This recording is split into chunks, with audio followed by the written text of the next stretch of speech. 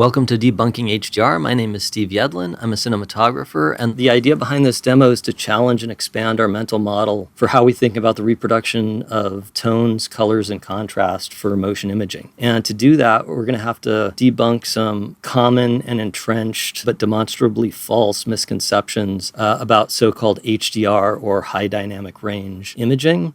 But once we unlearn the fallacies and realign our mental model with reality, I think the possibilities are really freeing and empowering, both as image authors and as image viewers. And just to explain what's going on here today, I'm presenting live here at PhotoChem with some guests who are all very accomplished filmmakers, but who also all have very refined eye for the nuances of the photographic rendering of tones and colors and everything. And even before we started the recording, we've been looking at a whole bunch of different images, interiors, exteriors, day, night, bright, dark, contrasty, flat. Some have very nuanced, delicate colors. Some have saturated, vibrant colors. So we've been looking at all these different types of imagery, all completely uncompressed master quality images.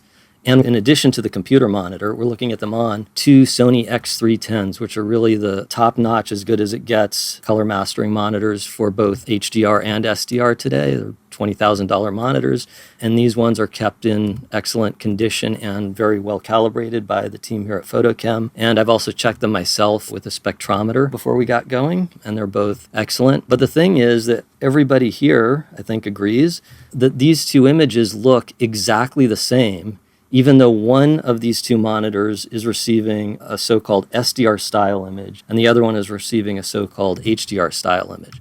They look exactly the same as each other, and they both have the attributes we've kind of been conditioned to think of as being attributes of HDR. There's a lustrousness. We can see these images really clearly and brightly, even though we're not in a darkened color grading room. We're in some subdued lighting with the lights on in the room, and the blacks are rich and deep, but nothing's stopping up in the blacks. It's all smooth and gentle.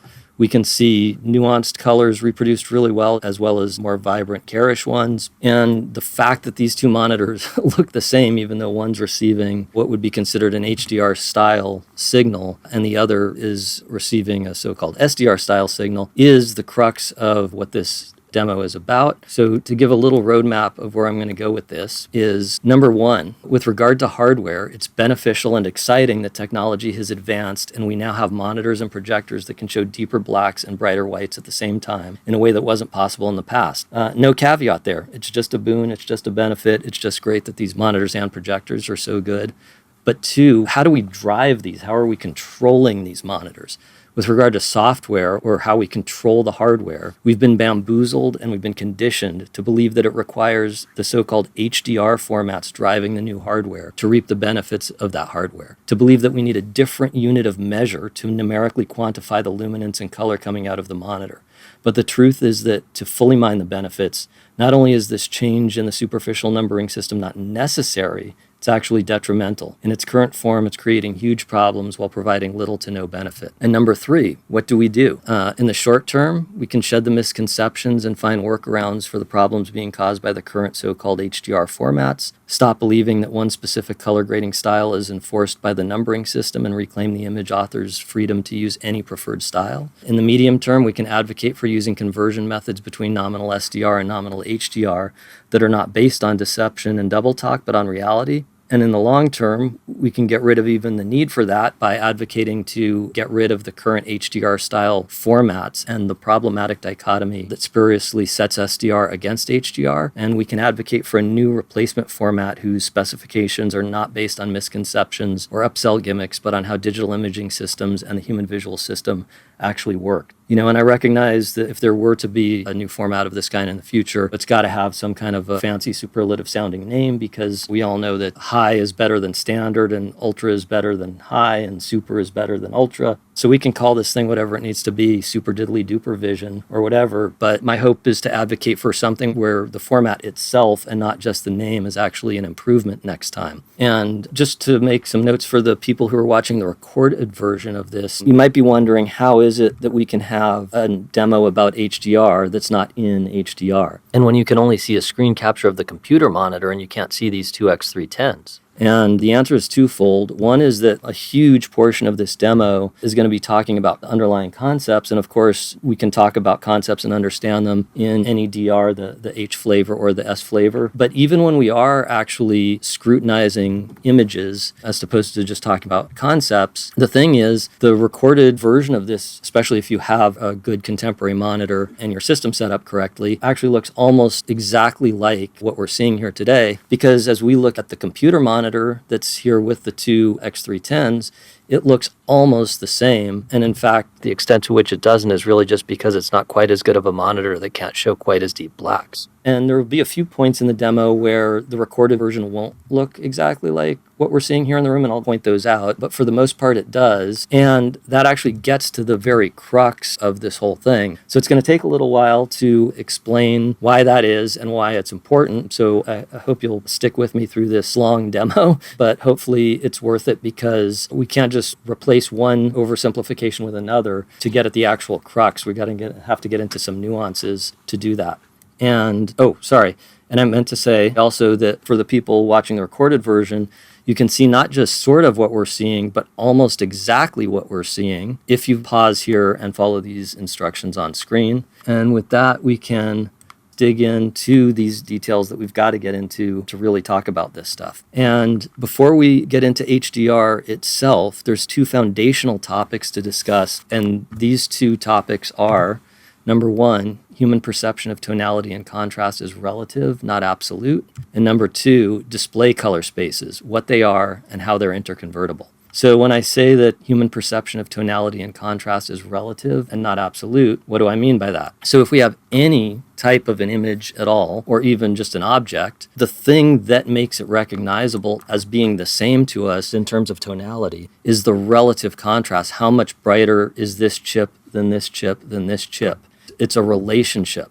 So that's why if I have this object under a 100-watt light bulb, and this white patch here might be reflecting something like 100 candelas per square meter. But I could then take the same object in the sunlight, and it might be reflecting 10,000 candelas per square meter. But that doesn't make it look like a different object to our eye. Our eyes adapt to the overall luminance, and we recognize it as the same because this one here is always reflecting 66% of this one. And this one's reflecting 40% of that one. And that's the very thing that makes this recognizable as an object, and that's true for everything. This isn't just motion imaging, this is human perception.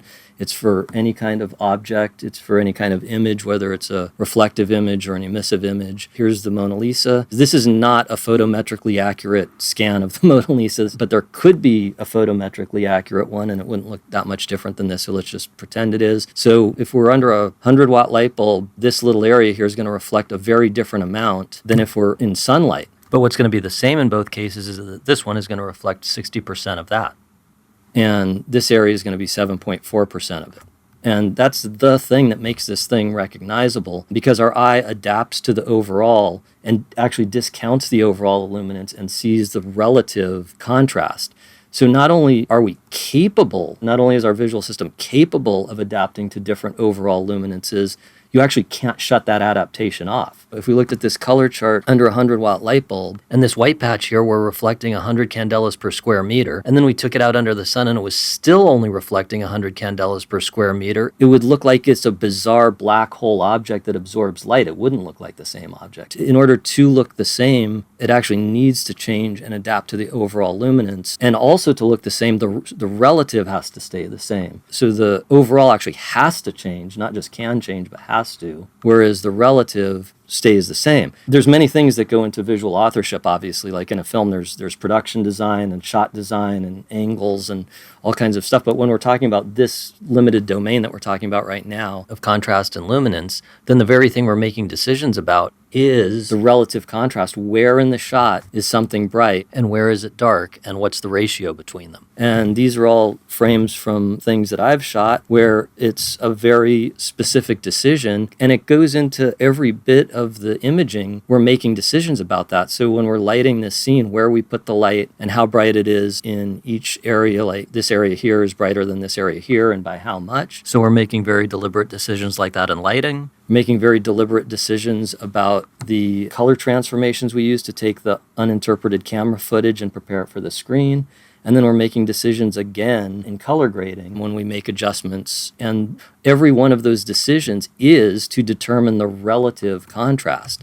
And if you change the relative contrast, you've changed how the image looks. Like if I were to put this on, that's a slightly different look.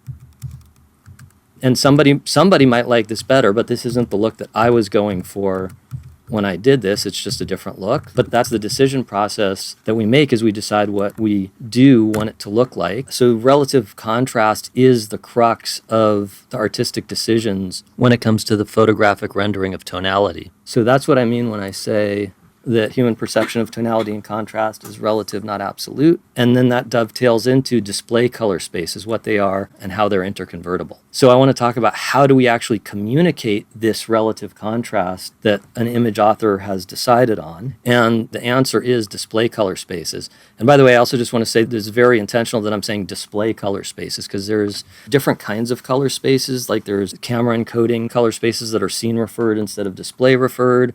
There's cylindrical color spaces for doing saturation math on images and such. But in this demo, when I'm saying the word color space, unless I mention otherwise, I'm always talking about a display color space, which is the kind of color space that we use to drive a monitor. So what is a color space? Well, a digital motion image is a series of still frames all in a row, usually 24 frames a second. So you have a series of frames that are made out of pixels, and then each pixel is made out of a triplet, which is 3 numbers. So for example, this area right here, the average of these pixels is 0.505, 0.478, 0.412. So those are numbers. It's not a color and luminance until it's on a monitor. Inside the computer, it's 3 numbers. And what the color space is, it's how we correlate these 3 numbers to what the monitor actually does with physical light in the real world.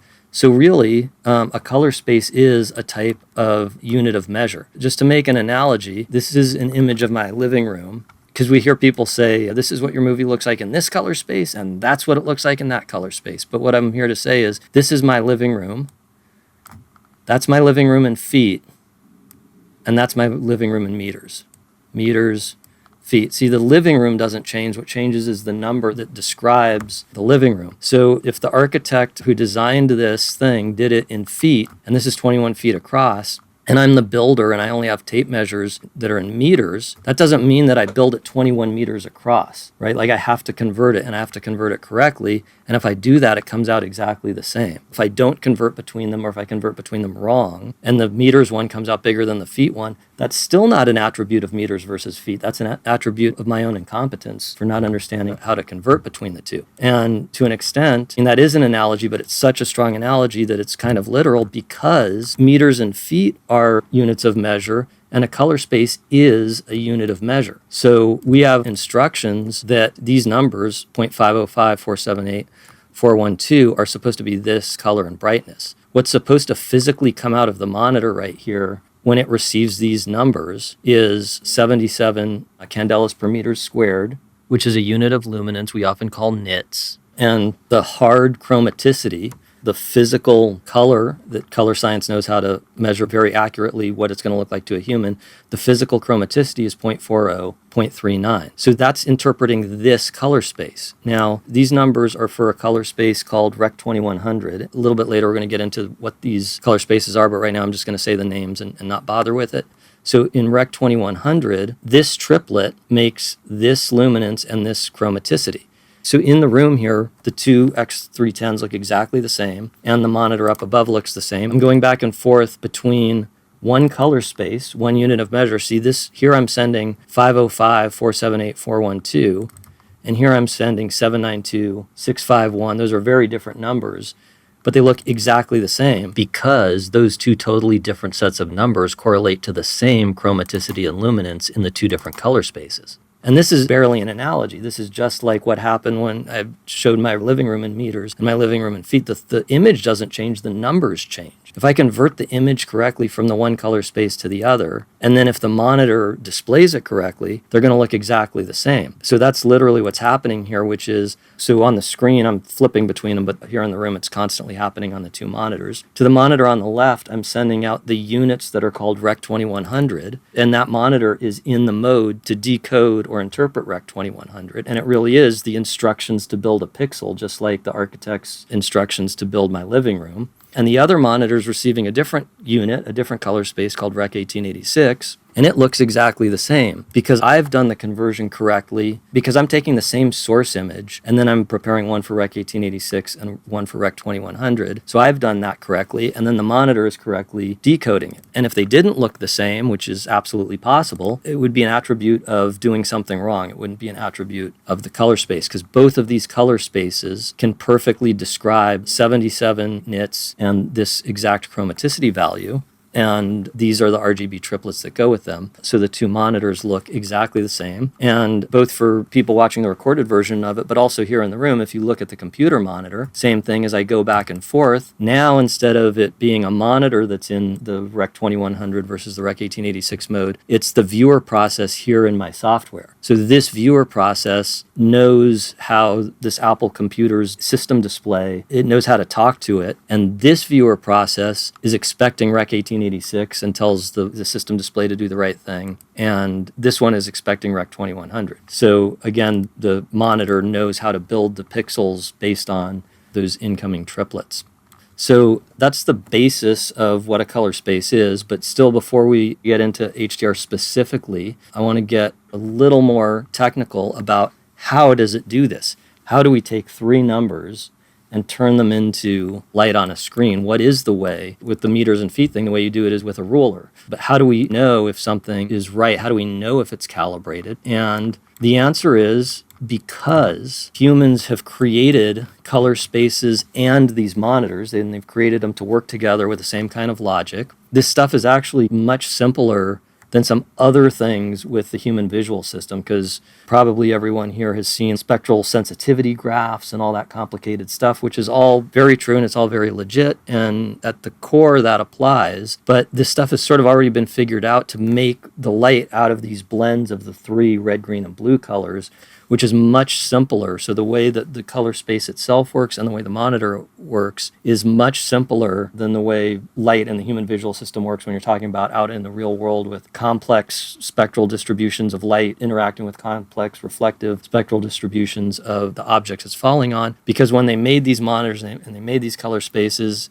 they know how the human eye works, and they were able to simplify it into something that can be defined pretty simply. So a color space is only three things. There's only three things to reliably make these totally different monitors look the same. Those three things are transfer function, primaries, and white point. And we know it works because these two monitors look exactly the same, even though they're set up for two totally different color spaces. We're sending the right code values to each of them for each one's transfer function, primaries, and white point. So what are those things? As we said, in each pixel is a triplet, meaning three numbers. It's just a number from 0 to 1. For red, another number for green, and another number for blue.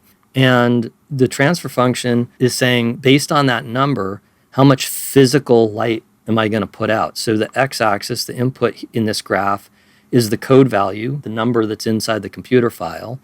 And the output in the y-axis in this graph is the output, or what the monitor is physically doing in actual physical light energy. So if I send it a 0, it's going to make the minimum that it can physically do plus however it's been calibrated. And if I send it 1, it's going to do the max. But that does not mean that at 0.5 it's going to put out 50% of its light energy. See, at 0.5 it's going to put out about 19%. That's what this transfer function is. And this is the actual transfer function for Rec 1886. It's called 2.4 gamma because this is a 2.4 exponent. So we've got transfer function, and then we've got primaries. What primaries means is when we're saying that we're mixing red, green, and blue, right? The code value plus the transfer function itself tells the monitor physically how bright the red should be, how bright the green should be, how bright the blue should be. But the word red, the word green, and the word blue are ambiguous. There are many different precise colors that get lumped into those three broad categories. So the primaries, what the primaries mean for a color space is what the exact red, green, and blue colors are in hard chromaticity physical light coming out of the monitor. So that's the definition of the primaries.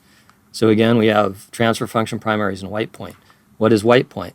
Well, when we have these primaries going at the same time in a color space and on a physical monitor, as opposed to out in the real world with like sunlight falling on a scene, you have to make every color out of blending these three primaries. You can't make it any different way than that. So the white point means how are these three things weighted so that when the triplet is even, like if you're sending it 1, 1, 1 or 0.5, 0.5, 0.5, what color is that?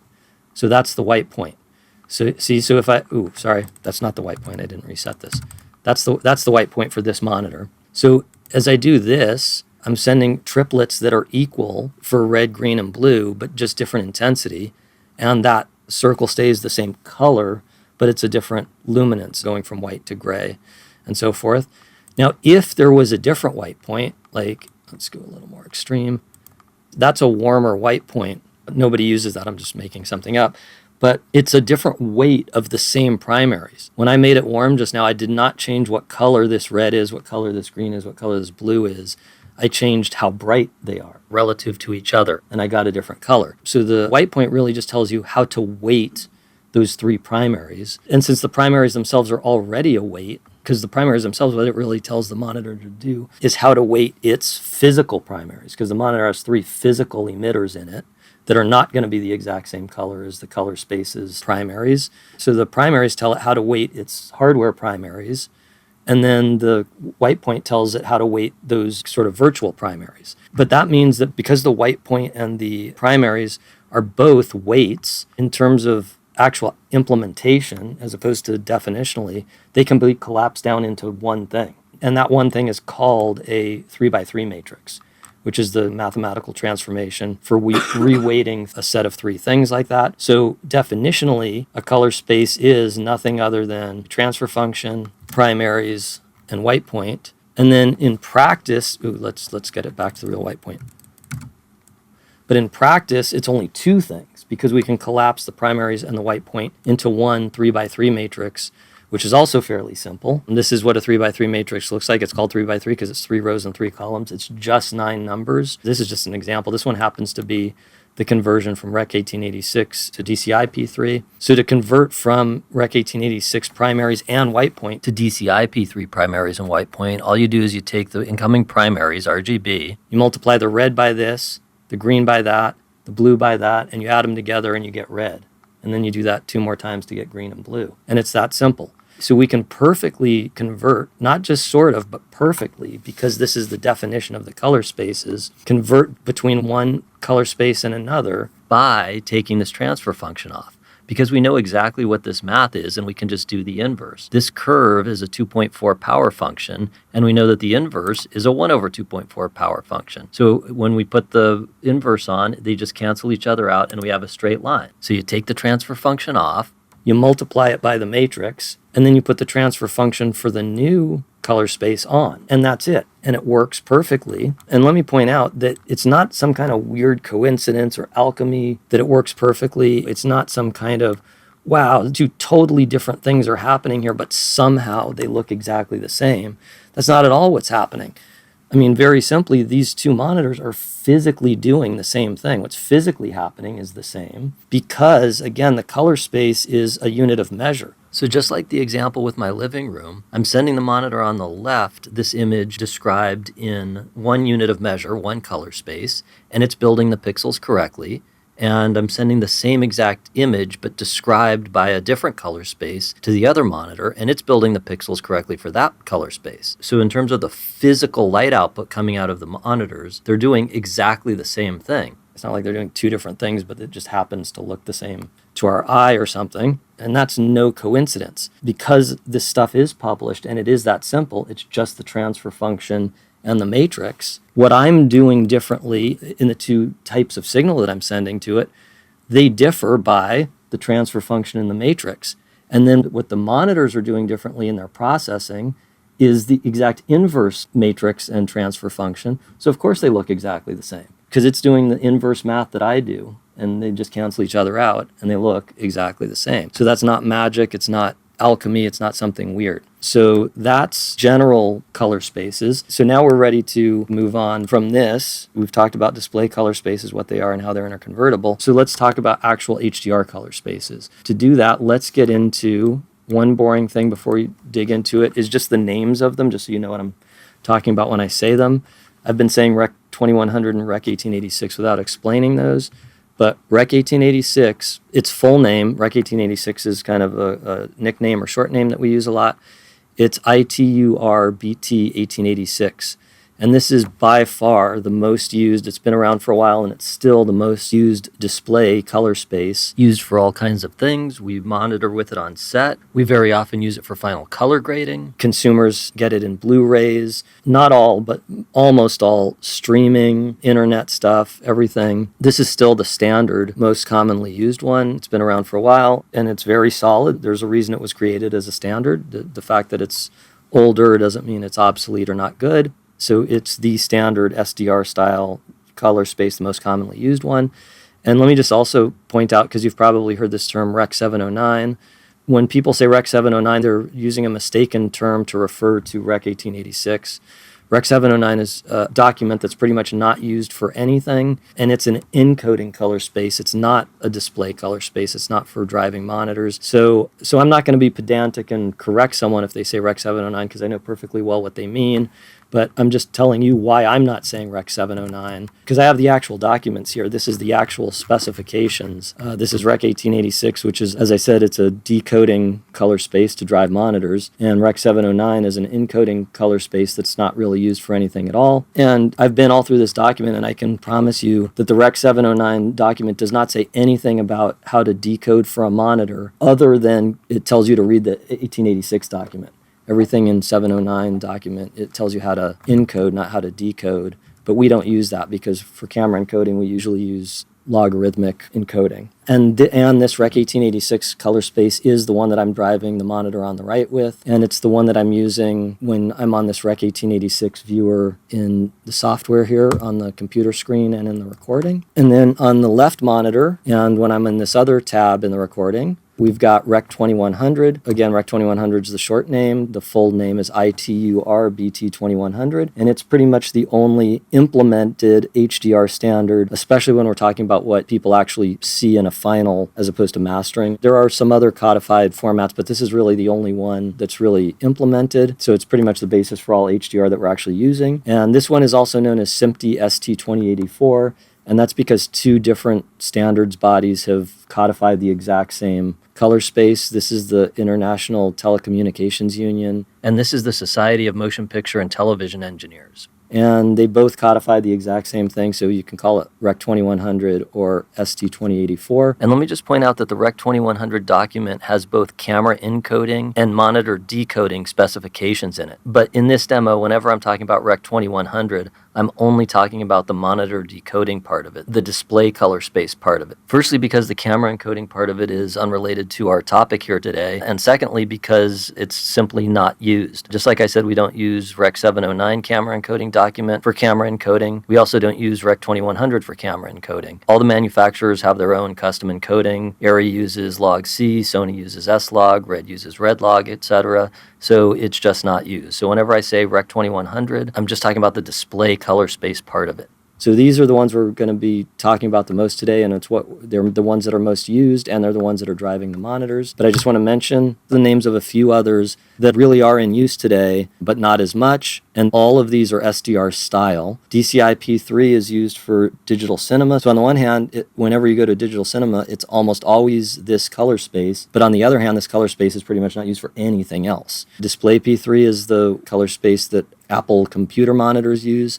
So the monitor itself is display P3, but very often it's receiving Rec 1886 and just converting it to P3, because as we saw, you can convert. Rec 2020 is exactly the same as Rec 1886, but with a wider color gamut. And sRGB is also exactly the same as Rec 1886, but with a slightly different transfer function. And sRGB is what's used a lot of times for like JPEGs on the internet and stuff like that. Okay, so those are the names. Sorry to have to go through that. So now let's look at what's actually different. Now we're finally getting to it. Sorry, it's been so long. Let's look at what's actually different between an HDR style color space and an SDR one. So I was a little bit cagey earlier about this y-axis here where I was just saying minimum to maximum.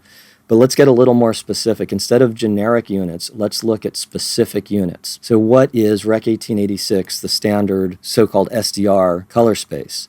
The x-axis, this is the code value in an image file. So either the red, green, or blue channel, as we talked about on a scale of 0 to 1, that's the input. And the output is percentage of the way from black to white of the monitor's physical light output. It doesn't say what black is or what white is. It's just what percentage of the way are you from the one to the other. And as we saw, this makes a lot of sense because that's how the human visual system works. Relative, how much brighter is one thing than another. It's not absolute. And as we saw, in fact, the absolute has to change for it to look the same when the larger environment changes. So this is what Rec. 1886 is. So now we're starting to really dig into what's the difference between these things as a format. We know these are great monitors, but we can drive these monitors with either format. A lot of times people are spinning us around. They talk interconvertibly about the hardware versus the quote format, but the quote format is the color space. So when we drive these two things differently, what is the difference between these two color spaces? Well, as I said, a color space is only transfer function primaries and white point, and there's only two differences between the HDR style and the SDR style. So let's look at Rec. 2100, which is the HDR one. Now, one thing that's different is the curve shape, because the SDR ones don't necessarily have the same transfer function as each other, but they're all flavors of this similar thing, which is called gamma. So this is a straight gamma one, meaning it's just an exponent. So this is the output is the input raised to the power of 2.4 for Rec. 1886. Some of them have a little straight line portion at the bottom, but all of them are some flavor of a shape like this, of this gamma type curve. All of the SDR ones are. Whereas the HDR one is logarithmic instead of exponential. It's actually inverse log. That's what this curve shape is here. It's inverse log, which is even deeper and steeper than the exponential we were looking at before in the gamma style encoding. But the thing is, if bit depths and data rates and all that stuff were infinite and we had no bottlenecks, the curve shape literally wouldn't matter at all, because all you're doing is rejiggering which input number is associated with which output result. So it doesn't matter what the curve shape is as long as you know what the curve shape is. So the curve shape is really only about efficiency. It's not about what the thing can or can't do. It's about how many bits and bytes do you need in your throughput to be able to do what you're trying to do. So the curve shape, we're going to come back to the curve shape. We are going to talk about it later.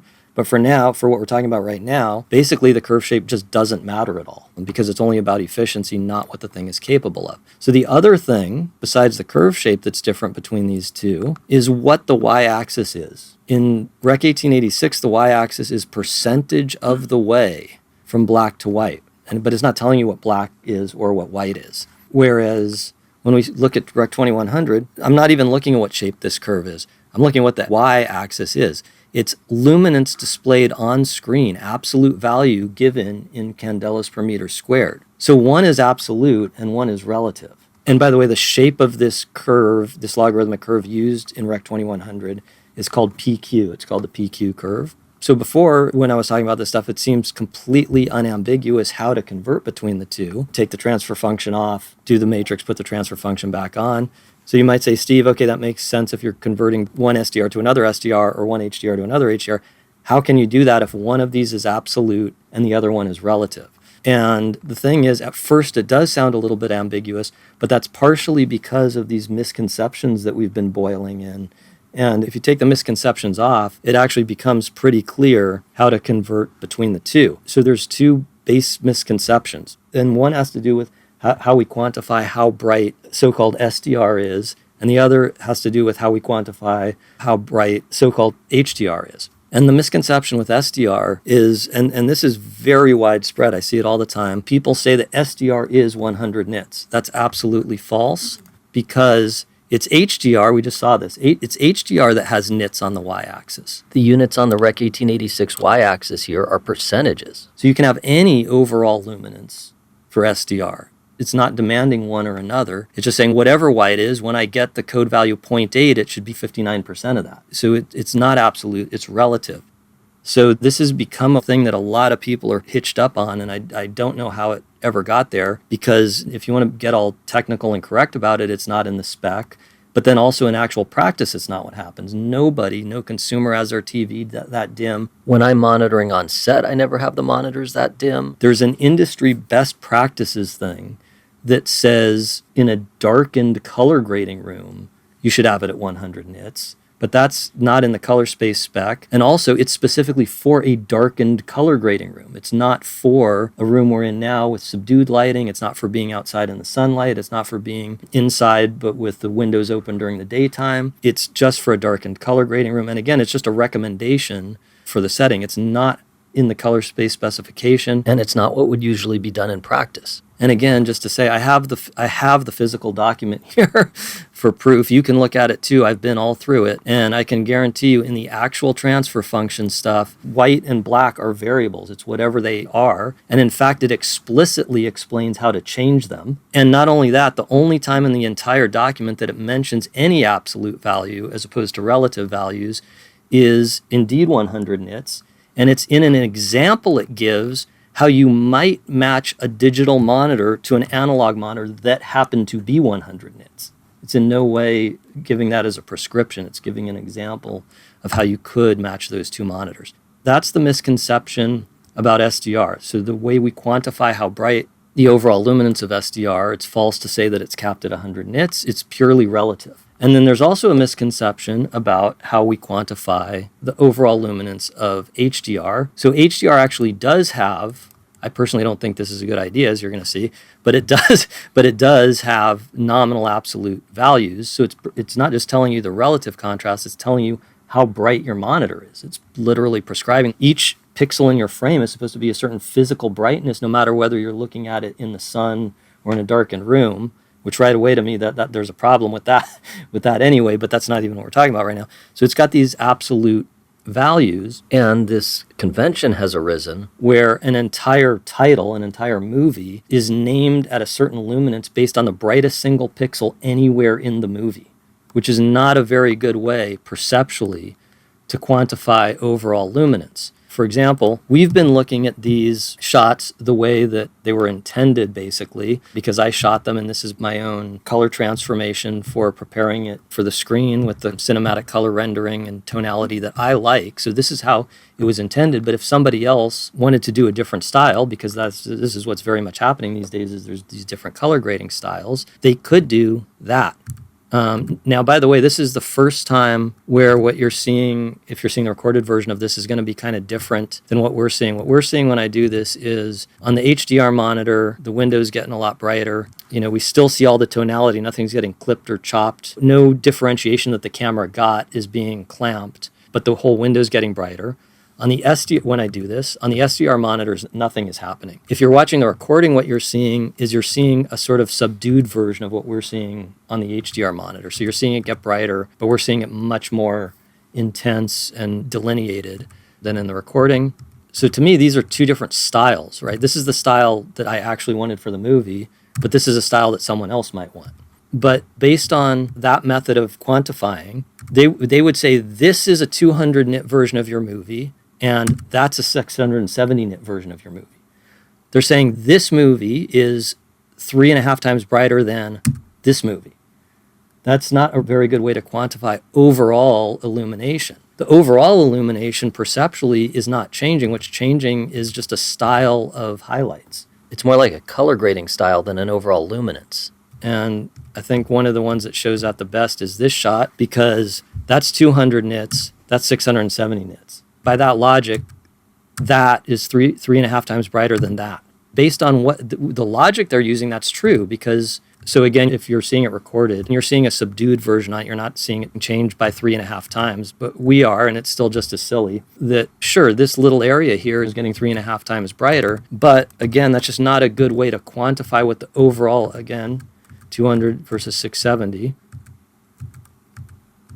That's not a good way to quantify the overall luminance of the image. It's more a description of the color grading style of the highlights. So how do we quantify the overall luminance of these kind of titles? And the answer to me is we have this concept of middle gray in photography that's been around obviously since way pre-digital, Ansel Adams and all that, where there's something that feels like it's neutral, like it's middle. And you might not have anything that's actually at that level in the scene, but you're aware of. For example, in this shot, the right side of his face is probably a little brighter than that medium, and the left side of his face is a little darker than it. But there's this sense of where that is. And if a shot feels fairly neutral exposed, you're going to have a lot of pixels around there. If it feels dark, they're going to be under it. If it feels bright, they're going to be over it. And we also have this concept that neutral is 18% gray. So I'm going to introduce a thing. This is my own thing. This is not a technical term that exists out there, but I'm actually hoping that it will now that we're putting it out there with this demo, is what I call scene white. What is scene white? It's my idea of a way to use the concept of 18% gray to help us disentangle the relative contrast from the overall luminance in this so-called HDR system, because we've never had this problem before. The whole history of visual arts, it's always been that the painter, the photographer, the filmmaker, whoever the image author is, as part of their creative process, they create the relative contrast, and then that never changes. But then the work can be viewed in different situations. With a painting, you can look at it under daylight or under incandescent light. Same with a still photograph. With a traditional film print, if you watch it in a properly set up cinema, it's going to be 48 nits on the movie screen. But if you look at it on a flatbed editor or a moviola or on a light table or in a projection room that's not set up correctly, it's still going to recognizably be the same movie because it has all the same relative contrast, even though the overall luminance is changed. And with the exception of this HDR situation we've got going on, the same is of course true for digital monitors and projectors that have been calibrated correctly. If we're outdoors in daylight or a very bright room, we might want the monitor to be as bright as it can possibly go. If we're in subdued light or a darkened room, we probably want it to be somewhere around 150 nits. And if we're in a movie theater, we want it to be even dimmer than that, because not only is a movie theater completely darkened, not just dim, but completely dark, but also it's much bigger in our field of view, so we actually need it to be even a little bit dimmer to be comfortable. So in a movie theater, we're usually looking at 48 nits, just like on film. But with this HDR system, we've now entangled relative contrast and overall luminance. And in fact, that's the only thing that even makes it HDR, because it's the only actual fundamental difference between SDR and HDR as a format. I'm not talking about the hardware, I'm talking about the format. All the other supposed differences are either superficial or misconceptions and don't actually exist at all. So because HDR has these absolute values instead of relative, when the filmmaker is sitting in the grading room, they're not only authoring their relative contrast as it's always been, but they're also at least supposedly setting the brightness of your TV when you're going to watch it later. So we're going to talk about later how I don't think we should even have a system like this, but while we do, and while it's something we have to navigate, what I'm trying to do is give us some tools to regain the filmmaker's authorship over relative tones and the viewer's ability to view the movie in different situations without messing up those relative tones, both of which have been compromised by a combination of what HDR is definitionally and how we've been conditioned to use it. So what is this idea that 18% gray is neutral? Well, in the real world scene that's being photographed, not the photographic rendering of the scene, but in the real world, if you have a key light that you're exposed for and it's lighting a white diffuser, something like a white piece of paper, then however much light that diffuser is reflecting, a neutral gray card or any neutral object would reflect 18% of that. That's in the real world, not in the photographically rendered image. So what is that in the photographically rendered image? Well, in a traditional non-HDR system, that middle gray usually gets mapped to 10%. And since it's a relative system, that just means 10% of whatever the display device is calibrated to. It doesn't have to be a specific amount. Like I said, it could be 48 nits in a theater, it could be 150 nits in a room with subdued lighting, and it could be as bright as the monitor goes if you're in a really bright room. Whatever it's calibrated to, that neutral gray card comes out to 10% of that. And this is pretty standard. For example, my own personal LUT that I use for my color and tonal rendering on my movies, it maps middle gray at just under 10%, and Aries LUT, the manufacturer's off-the-shelf LUT, maps it to just barely above 10%. And the same thing with a photochemical system. For a traditional print system, the Kodak documents that all the labs used for setup have a middle gray card coming out at print density 1.0 above D-min. And 1.0 print density is 10% transmission. So it's going to transmit 10% of however much light is shining through the film. So this is it. This is what scene white is.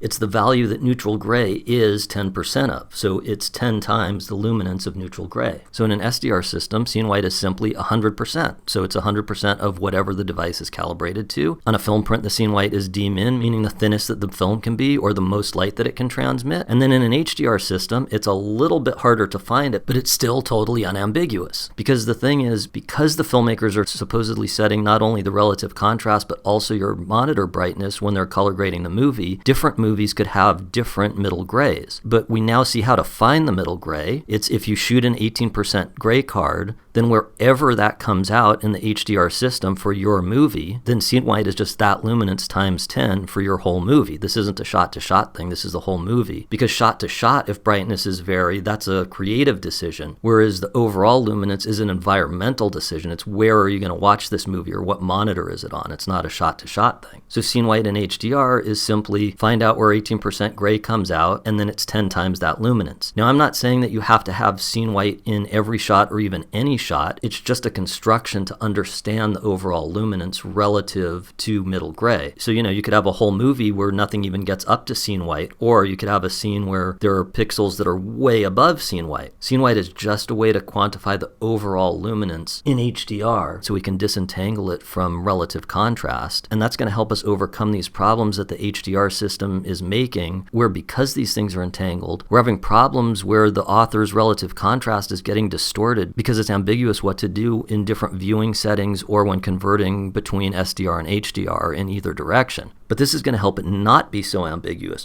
because now we see how to convert correctly between HDR and SDR. We identify scene white in HDR, and then we can convert either direction and preserve relative contrast from full deep black all the way up to scene white or maybe just below scene white. And then above scene white, that's the only place where we do something different between HDR and SDR. And that's what I'm doing here on this shot when I do this. See, now the entire image, all of the relative contrast stays the same, all the way up to just below scene white, and then only the very top I'm stretching up and down. So the difference between these two, there's no clamping or flatlining or anything with the highlights. I'm just stretching the contrast of them differently, but only above that cutoff point that's just below scene white. The whole rest of the image, we're perfectly preserving relative contrast. So in HDR, we can punch through this ceiling of scene white because in SDR, scene white is just 100%, full stop. Whereas in HDR, scene white is 10 times middle gray, which is not a hard and fast ceiling. And also we see that although most filmmakers authoring HDR today don't have this concept of scene white in their head, and they're not using it or not yet using it for their conversion between SDR and HDR, it's something that's unconsciously happening even if we don't know that it is. Part of the reason I say that it's actually happening whether we admit it or not, is there's something that I call the iPod shuffle effect, which is you have your music and you put it on shuffle and a song is really low and you crank the volume up and then the next one comes on and blasts your ears out. So you would have that problem with HDR because in HDR, you're nominally allowed to set the viewer's brightness of their monitor. We're going to get into the fact that this isn't actually followed, but if it was actually followed, nobody would even be allowed to turn their monitor up if it's bright or down if it's dark in the surrounding environment because these are absolute values. And this is what you're doing in the color grading room. You're setting an absolute level. So you're gonna set a comfortable level for a reasonable viewing environment. And then we don't get the iPod shuffle effect. Like when you watch multiple shows back to back in HDR, it doesn't feel like the brightness of your TV is changing, but only like the color grading style is changing because we actually have set this scene white whether we admit it or not. And that's got to be in the ballpark of somewhere around 150 to 200 nits because it actually starts getting painful in a darkened room above that because we're doing 200 nits here. I think probably 150 is probably a better sort of average, but we're doing 200 today. And, it's totally fine. It's going to start getting painful above this. Because don't forget, the white of a cinema screen is supposed to be 14 foot Lamberts, which is 48 nits. That's half of what people think SDR is capped at 100 nits. But I don't know about you, but I've sat in a movie theater, and if it's a dark scene and they do a fade to white, it's painful. It actually hurts. And that's at 48 nits. So if we take this idea of scene white, whenever anybody grades their movie and they're nominally setting the brightness of your monitor that you're going to view it at later, in HDR, which is not what's happening in SDR, clearly they're not going to color grade their movie like in the sunlight or something. So they're going to set it to a comfortable viewing brightness for either a fully darkened color grading environment or maybe something like what we're in right now with a subdued light. And then that means that they're not using all the possible values here. So basically you have to, not just can, but have to have some sort of artificial ceiling, right? There's sort of the notional ceiling of 10,000 nits, but firstly, absolutely no monitor can do that. None can. There are some special rarefied monitors that do several thousand, but even the most expensive consumer monitors are usually going to be in the high hundreds and certainly under 2,000. But so firstly, you can't even use these high numbers, but more realistically, because of the very fact that this format is setting the brightness on your TV, and they're going to want to set that for some kind of comfortable viewing environment, not for watching it outside in sunlight, there has to be this idea of a scene white, some kind of limited overall illuminance that's not the max of what the format can nominally do of 10,000 nits. So then once we admit that that's what's going on, because it's already what's going on anyway, then we realize that the one thing you can do with HDR, that you can actually do today, we're going to talk about some future ways we could do things. The one thing you can actually do with HDR that you can't do with SDR is punch through that ceiling. Because the ceiling is artificial, you've made it up. Whereas with SDR, the ceiling is 100%. But with HDR, we've made an artificial ceiling because we have to. You can't even not do it. There's no way you're going to put what I'm calling scene white at 10,000 nits, because again, no monitor can do that. But even if you put it at 2,000 nits, it would be uncomfortable at minimum and painful at most. But by setting this artificial limit, by setting it, what it allows you to do is to punch through the ceiling. So now it allows you, if you want to punch through the ceiling. So this gets to what's actually happening, what we're actually looking at here. So I've decided that scene white is 200 nits. You can decide whatever it is. We could have an industry standard, or it could be per project, whatever. But for as long as we have a format that has nominal absolute values, I'm going to talk later about the fact that I think we shouldn't even have that. But for as long as we do have one and we're forced into this, we have to admit that there is a scene white somewhere in those absolute values. It's got to be somewhere around between 100 and 200. I think 150 is probably a good one, but again, we're doing 200 here today. So the way that these two things match, the way I was able to perfectly and not just sort of map the one into the other, is by deciding that there's a scene white, because you have to set the brightness of the monitor. So I'm personally not doing that punching through the ceiling look that some people really like these days. That's an HDR style look. It's a grading style. It's not a format. It's a style. I'm not a fan of it. So these images, when I'm not doing that, and it just looks like that, my scene white and my peak white are the same. And therefore, these two monitors look exactly the same.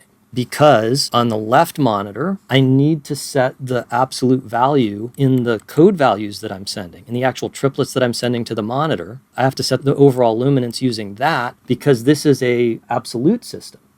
And a monitor on the right is receiving a type of signal that's relative, not absolute. So the monitor on the right, I have to set the absolute in the monitor. So that monitor is calibrated to 200 nits for SDR. So the one on the left is just calibrated to HDR, and it's getting its 200 nit scene white from the incoming triplets. And the one on the right only gets the relative contrast from the triplets, and the 200 nit scene white is set in the monitor. But on both monitors, we have a 200 nit scene white and the same relative contrast. Now we see the one and only thing that's actually different between HDR and SDR is that you can punch through that ceiling, because in SDR it's a real ceiling, and in HDR it's an artificial ceiling, so we're allowed to punch through it. So it's just something that you can do if you like this look. But again, and this is the biggest theme of this whole thing, is we've been conditioned to think this is what your movie looks like in SDR and this is what it looks like in HDR. But that's absolutely false. If you look at the monitor on the left, or for the people watching the recording, I'm currently on the Rec 2100 viewer, this is always HDR in terms of format. The format that is being sent out is HDR. It's Rec 2100. Clearly, Rec 2100 can show this. When it's off, when it's like that, the two monitors here in the room look exactly the same, and when that's on, only the HDR one changes. But when it's off, they both look the same. So clearly, HDR is capable. If you wanted your movie to look like the one on the right, HDR is capable of reproducing that. It doesn't have to distort the author's decision and make it look like that. So you can punch through the ceiling, but that doesn't mean you have to. So yes, this is an advantage, but it's a trade-off. It's not a pure advantage. It's not something that HDR has and SDR just doesn't have anything like that. What's actually happening is, as we discussed, these new monitors are so good, they are so good, that they have more brightness than we actually need, because if we used the monitor's overall luminance instead of doing this, right, because people are using this, like I said, to punch through the ceiling to get dazzly sparkles inside of flames or explosions or glints and things. That's what they're using it for. They're not using it to make the overall picture brighter. You've got the artificial ceiling, so it feels like that's full white, but then you can punch through what feels like full white and get these dazzles. And that's what HDR has. The SDR doesn't, because these monitors are too bright. You wouldn't want to make the whole image that bright in any normal viewing environment. You wouldn't even want that. So you're using the fact that you're artificially limiting them to punch through. But SDR has a different way that it can use the excess brightness of the new monitors, which is what if you're not in a normal viewing environment? It allows you to adjust to it. And the example that I always think of is at the Tom Bradley terminal at LAX. When you come out of immigration, there's a gigantic monitor showing an advertisement, and it's right under a skylight that's open to the outside. And, obviously whoever paid a lot of money to put their advertisement on there wants their thing to look dazzling. They don't want it to look dull and dingy. They're paying a bunch of money for this gigantic thing. And I don't know how they actually do that one. I'm just saying, because if they're not following either of these color spaces, that's not an argument for one or the other. But if they were following SDR, then they could have graded it like we always do in a darkened, highly ideal color grading environment, make it as perfect as they can, and then it would translate onto this super bright screen by just following the color space specifications, but for however bright that crazy screen can go. If they used HDR and actually did it correctly, if they didn't do it correctly, there's not an argument for HDR, it's an argument for doing this incorrect thing that they did. If they actually used HDR, then however bright it was when they were supervising the grade, that's how bright it's supposed to be on that monitor, and then it would look dull and dingy. So we saw the one thing that's definitionally different. Well, there's two things: the shape of the curve, which doesn't matter for what we're talking about right now. But the other thing is, the only thing that's definitionally different between HDR and SDR is what these units even mean, what the y-axis even means, relative versus absolute. And then in terms of actual practical application, what does that actually change?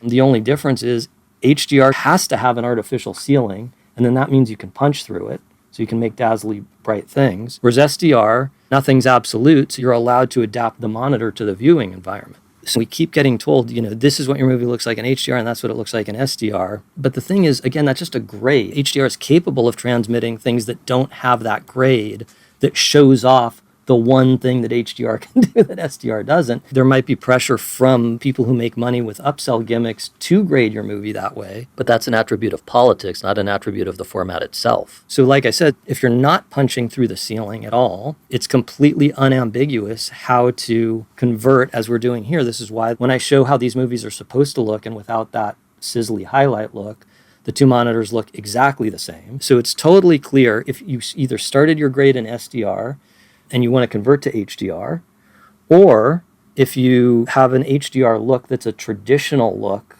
that has this smooth, gentle shoulder to the highlights, then you can convert perfectly between the two. But even if not, even if you have a movie that does have these sizzly highlight look, you can convert perfectly for every pixel in the entire movie except just those areas. So it's not the overall movie. It's not like the whole movie now has to look different. Because as we saw, the thing that makes it what it is the relative contrast. So we don't have to change the relative contrast of every pixel in the movie. We just have to figure out what to do with these sizzly highlights. But again, this is only in the one case. If you're going from SDR to HDR, it's perfect. If you're going from HDR that doesn't have this sizzly highlight look to SDR, it's perfect. And even if you're going from HDR that does have sizzly highlights to SDR, it's perfect, except we just have to figure out what to do with the sizzly highlights. And that answer to me is pretty obvious also. And it's what we're looking at the entire time here on the room on the computer monitor. And it's also what people at home are seeing on the Rec 2100 viewer, which is instead of mapping the HDR scene white to 100% in SDR, map it just a tiny bit below. And reduce the contrast of those sizzly highlights to fit between the new scene white and the top.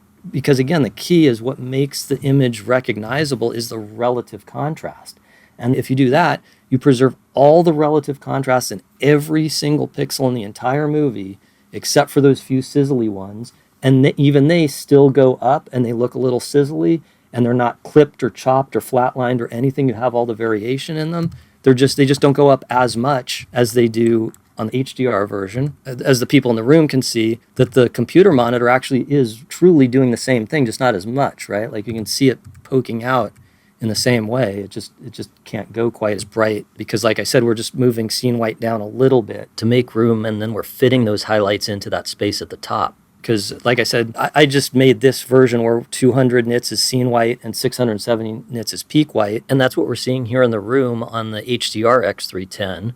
But on the computer monitor here in the room, 200 nits is scene white, and peak white only goes to a little bit under 300 nits. And that's also what you're seeing if you're watching the recorded version, if you followed those instructions at the beginning carefully. And I just wanted to say, too, if you don't mind, because I have my hero Roger Deakins here today, Sir Roger Deakins, and I hope you don't mind, I have some shots from one of my personal favorite movies of all time, A Serious Man, which I think is a visual masterpiece, not just in general, but also specifically for all the tonal and color rendering. All of the decisions made with the lighting on set, exactly where the light is coming from and where it's bright and where it's dark, and then also all the decisions in color grading.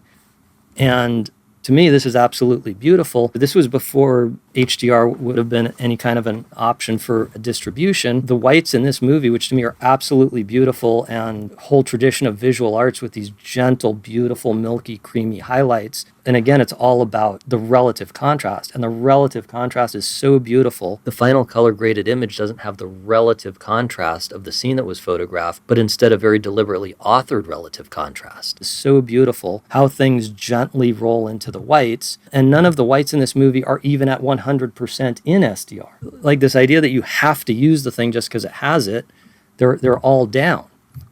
If somebody said to me, this is Serious Man in SDR, and this is Serious Man in HDR, I would say no, they're both in HDR because the signal we're sending here is an HDR signal. I would say that's a Serious Man, and that's me distorting and ruining a Serious Man. You know, and I'm not disparaging. If somebody wants a sizzly highlight look, that's fine. But firstly, don't forget, you can do a sizzly highlight look without actually punching through the ceiling. I don't want to blaspheme Serious Man anymore, so let's look at it on my stuff instead of Serious Man. But if I do this, look at this look. This is a different punchy highlight look. And now here in the room, the HDR and SDR now look the same again with a different, now this is still a punchy highlight look that I don't personally want. But if somebody likes punchy highlight looks, here's one you can do without even going through the ceiling. Because the other punchy highlight look we were looking at, peak white was going a lot higher than what I call scene white. Whereas now, scene white and peak white are still the same, but you can do a punchy, I'm not claiming this is the same punchy highlight look, it's just a punchy highlight look. So we can see how narrow the application of what you can actually do in HDR is firstly, it's literally, quite literally, just that you can punch through the ceiling if you want that, and not really anything else. But not only do you have to want a sizzly highlight look instead of a more traditionally artful look, but you have to not be satisfied with one like this, and you have to want only that one that actually punches through the ceiling is satisfying to you, because the entire history of visual arts, even before photography, with painting, we've always had beautiful, gentle highlights. You go to a museum and you can look at paintings from totally different eras and different styles, and their whites were already limited because they're reflective, they're not emissive, things not emitting light, and yet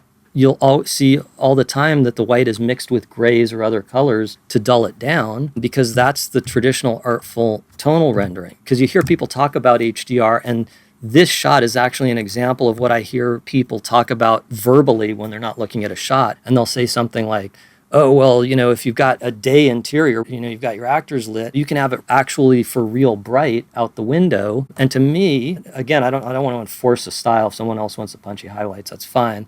But I'm just talking about sort of the tradition of imaging. And to my taste, that's not an advantage to really sizzle up the highlights, because this traditional way where the highlights have this long shoulder where they keep going, they're not flatlined and clipped, but they're reducing in contrast. The brighter it gets, the closer those tones are together. Then your eye knows that it's bright out there, But this is a shot of a person, not a shot of a window. The window is just in the shot behind him. So to me, in storytelling and visual beauty, this is a better way to do it because it completely gets the sense of it being bright out there. Those highlights are starting to roll into that beautiful, gentle shoulder. They're not getting clipped or chopped, but they're rolling into that shoulder. That shows you that it's white and bright out there, but you keep your attention on the person. And the irony is if you do this, or what if you went farther than this, right? Because this is 670 nits. What if you went to 1,000 or something? The thing is that's distracting. And B, remember, our eyes do adjust. So if it starts getting really bright out there, the way people talk about it, they'd have you believe, well,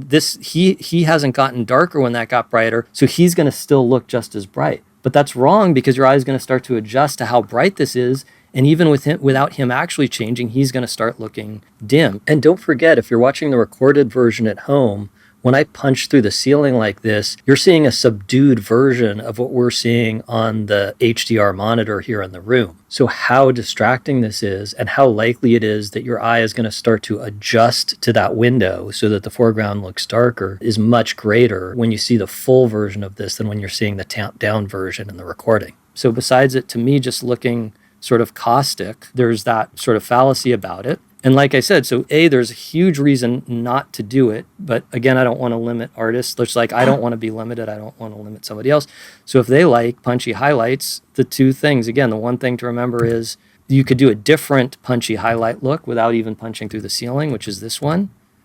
I know that's not the same look, but that's a different punchy caustic highlight look where we actually haven't brought peak white above scene white. And number two, even if you absolutely demand for your particular movie to punch through the ceiling, it's still not going to change the whole image. It's only going to change where those whites are. So again, sorry that this thing is so long. In a way, we should be done because we've sort of talked about everything that HDR is, but there's so much misinformation that's ingrained that we need to have a second section on what HDR isn't to talk about the misconceptions and stuff. So welcome to part 2. And as I was saying, if we weren't steeped in all this craziness that's going on, we'd be done because we kind of talked about what it actually is, but let's talk about what it's not, because as we saw, the only definitional difference between HDR and SDR, leaving out efficiency, just what it can do, the only definitional difference is that the y-axis is absolute versus relative on the transfer function. And then the practical application of that is literally nothing other than to remove the ability to adapt the monitor brightness to the environment in exchange for being able to punch through the ceiling for one specific dazzly highlight look. It doesn't even do anything with the blacks. You hear people say HDR has better blacks, but it's the monitor that has better blacks, not the signal type. These two monitors are both X310s. They're both good monitors. If I send the number 0 to either one of these, it's going to make the same nice solid black. And if I send the 0 to a crappy monitor, it doesn't matter whether I send it HDR or SDR, it's going to make the same milked out black. When you send 0, it's going to make the darkest black it can make given both its physical capabilities and how it's been calibrated. So that's what HDR is. But what is HDR not? There's some things that just are things people talk about that are smoke and mirrors that aren't anything. And then there's other things where they are some differences, but they're sort of accidental or implementational or epiphenomenal. They're not fundamental. But all of them, whether they're the smoke and mirrors variety or whether they're the accidental variety, all of them are, I would say, detrimental or neutral attributes deceptively marketed as benefits. So I would say none of them are benefits. All of them are detrimental or neutral. So we're going to go through each one of these, and let me just read them off before we spend time on each one. First one is inefficient use of data rate marketed as higher data rate. Wider gamut marketed as a benefit when it's not specific to HDR. It's not even a distinction between HDR and SDR at all. And not only that, but it doesn't have the perceptual effect we've been conditioned to believe. A standard that's not standardized doesn't work. Patches that merely fix what's broken are marketed as premium services. Edge cases and outliers marketed as the crux. Loud fallacies and word salads keep us from a reality-based mental model and from questioning marketing gimmicks, conditioning us to think that the photographic look is dictated by the format rather than by the filmmaker's intent. This is what your movie looks like in SDR, and this is what your movie looks like in HDR. And the irony of loudly boasting that HDR best transmit filmmakers' intent when so-called SDR is the more reliable system for viewers to see relative contrast as authored by the filmmaker. Okay, so let's go through these. So inefficient use of data rate marketed as a higher data rate. So as promised, I skipped over the curve shape before, the difference between that PQ logarithmic curve that BT2100 uses and the gamma style that Rec 1886 uses. And the reason I skipped over it there is it doesn't change what the thing theoretically could do if data rates were unlimited. It truly wouldn't matter if there was no bottlenecking, no bandwidth limit to the data rate. It truly wouldn't matter because every chromaticity and luma combination that's in the color space, we can get to it with some input value no matter what the curve shape is. There's nothing we can't get to, so it truly wouldn't matter. But because that's not the case, because data rate limits are real, it does matter. And let me explain what I mean by that, which is we have limits even from the very beginning, even when we're mastering, when we're in a color grading room and we have the full quality files, we're already not infinite. It's going to get even more bottlenecked by the time the consumer sees it, but we're already not infinite even at the beginning. And a lot of times the calculations inside the computer are maybe 32-bit, the files are somewhere 10 to 16-bit, but what goes out to the monitor is almost always either 8 or 10-bit. And we're talking about driving a monitor. So even if your file is 16 or 32-bit, if what goes out to the monitor is 8-bit, you're still going to get the chunkiness in the actual monitor. And what the bit depths mean is that each channel, red, green, and blue, when you have an uncompressed signal, when you're mastering, we're going to get to when it goes out to the consumer and it is compressed later. But when you're mastering, if it's 8-bit, that means each channel in each pixel, red, green, and blue, has 8 bits of space for it. So that means there's 2 to the 8th combinations, because it's a 8-bit binary word. So there's 2 to the 8th combinations. That's 256. And if it's 10-bit, that means it's 1024. So that's not extensive, it's intensive. So remember, this x-axis is those code values that are going to the monitor. That is what this is. So if we go from 8-bit to 10-bit, that doesn't mean we change, instead of 0 to 1, we're like, negative 0.1 to 1.1 or something. That's not what it means. It's always 0 to 1. What happens when you go from 8-bit to 10-bit is you know more precisely where along this thing you are. Because when we're in the real world, as opposed to the imaginary infinite world, we don't have arbitrary precision. We can't differentiate between 0.77777777 and 0.77777778. That's too precise. It's too fine. So if it's 8-bit, that means there's 256 fixed steps from 0 to 1. So you can have the number 0, you can have the number 1 over 255, 2 over 255, etc. So there's these fixed steps. And that's as precisely as you can know where along this axis you are. So when you go from 8-bit to 10-bit, this is subdivided into 1024 instead of 256. So you can see, again, forget the curve shape for a second and just think about the units. You can see why the way that HDR works, the idea that this goes from 0 to 10,000 is spectacularly inefficient. Because if they hadn't used this log curve, what if there was no curve, if it was a straight line? If that was the case, let's just put the units on. We know that on every single frame of every movie, basically, most of the pixels are probably going to be 200 nits and below, the broad swath of any movie.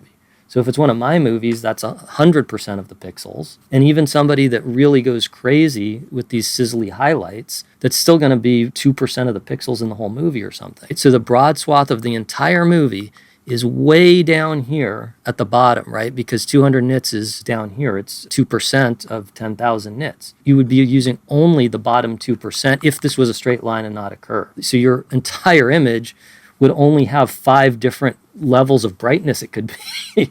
So in the real world, inside the computer, these steps are not infinitely small. They have an actual step size to them, a minimum increment. And what we need out of a good imaging system, just like we need pixels to be so small that you can't see them, we need these increments, these gradations of illumination to be so small that they look perceptually completely smooth. So again, if you used this sort of a graph, 0 to 1 for the incoming numbers, and 0 to 10,000 for the outgoing, and your whole image on a movie like mine, where it's 100% of the image is 200 nits and less, you would only have 5 steps from full black to scene white. And let me just show you what that would look like. That would look like that. And it's easier to understand why if we just look at one channel at a time, because we're looking at red, green, and blue, obviously, together, because this is a color image. So let's look at just the red channel. And now it still looks just as terrible, but it's clearer what's going on, which is there's only 5 steps from black to white. It can be this amount of luminance or this amount or this amount or this amount, but there aren't any others, right? That's not enough steps. 5 is not enough to look smooth. That doesn't even look kind of smooth. But if we start going up with how many steps there are, if instead of 5, there's 6, 7, 8, 9, 10, it's getting better and better. I'm going to start going up faster and faster. By the time you get to around 40, it still looks terrible, but at least it's starting to look like an image. And by the time you start getting into the hundreds, now it's smooth. Now we have what we're after, which is the increments are fine enough that we can't see them anymore, fine enough that the human eye can't make them out, and it perceptually looks like it's perfectly infinitely smooth, even though it actually is quantized, even though it actually is made out of steps.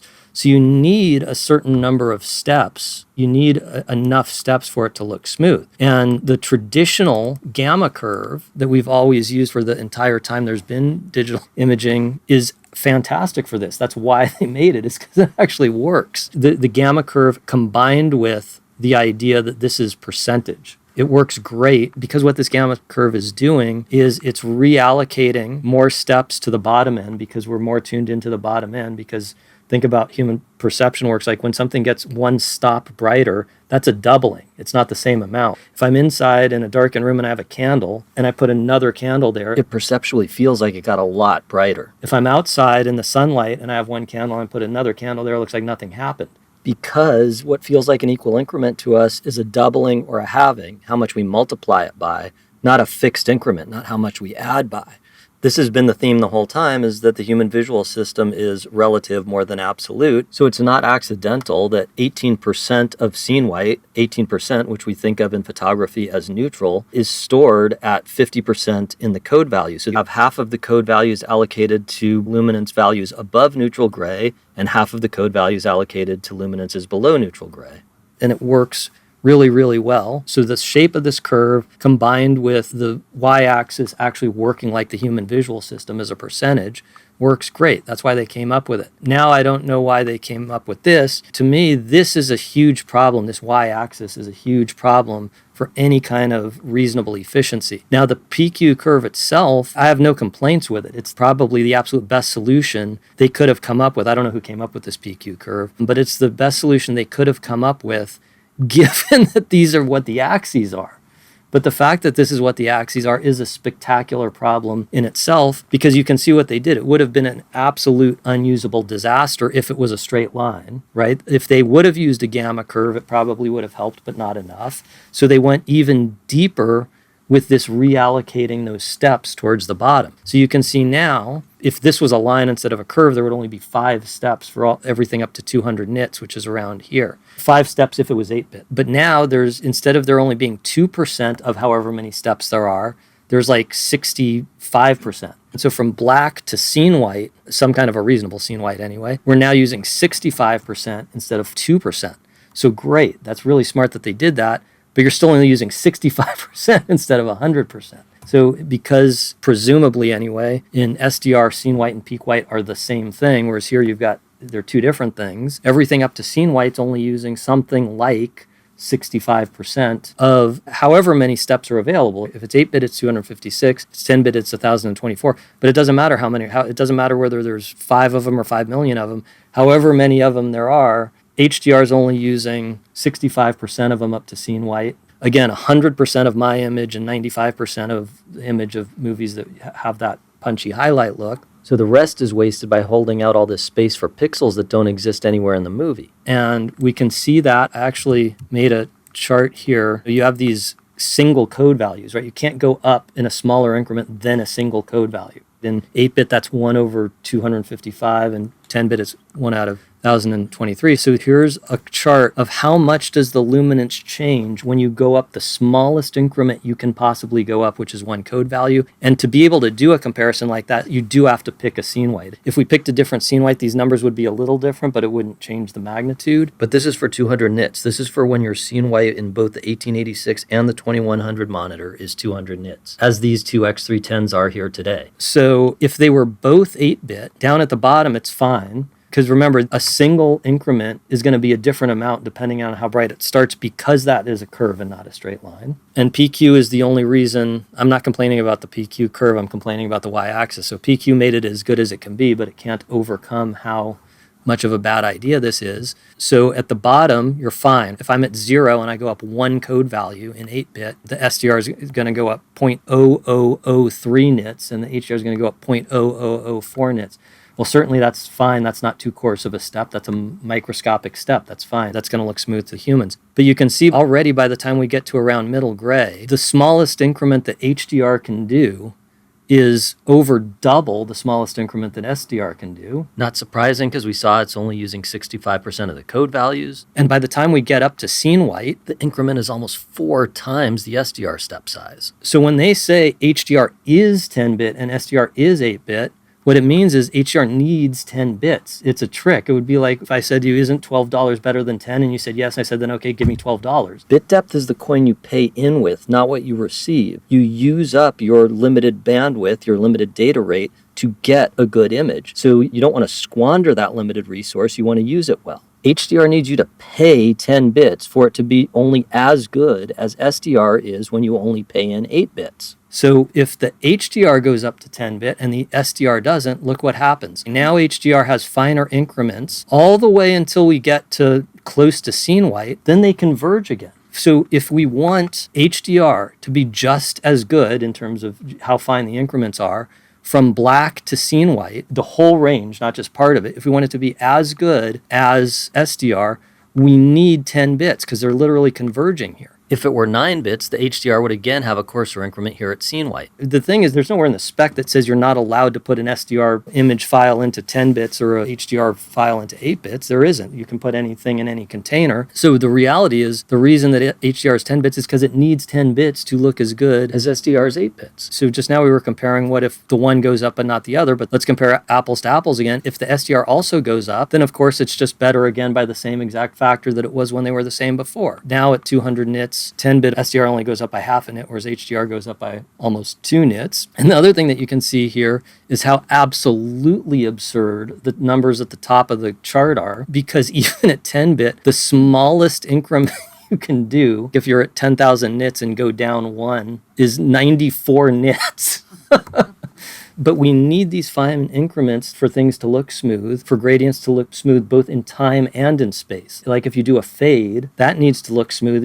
If the increments are too coarse, it's going to look choppy or stuttery. And the same thing if you have a gradient in space as opposed to in time. Like if you have a smooth, even, like a flat wall that's lit from one side, or if you have a kind of bland sky that's brighter on one side than the other, you're going to have a smooth gradient. You're going to see the steps. And this is a very real thing. This is not some kind of notional, hypothetical, intangible thing. And I'd like to show it to you. Okay, so we're still, remember from before, we were still looking at just one channel at a time so we can see this better. So we're looking at the red channel. I'm going to go to that fire shot. Now I'm going to put the quantization to 256, which is how many steps we have in 8-bit. And so, by the way, what's going on here today is I'm sending out to both of these X310s 10-bit. And for the computer monitor, Nuke itself is 32-bit, so we're limited only by the negotiation Nuke has to do with the system display, which I know for sure is at least 10-bit, if not higher. I don't know what it actually is. Now, of course, if you're watching the recording version of this, you might see compression artifacts from the fact that you're watching this streaming or something. But we're looking at the computer monitor uncompressed, even if you're not when you're watching the recording. So everything right now is 10-bit or higher going to the monitors. And both of these, I'll go back and forth for the people watching the recording,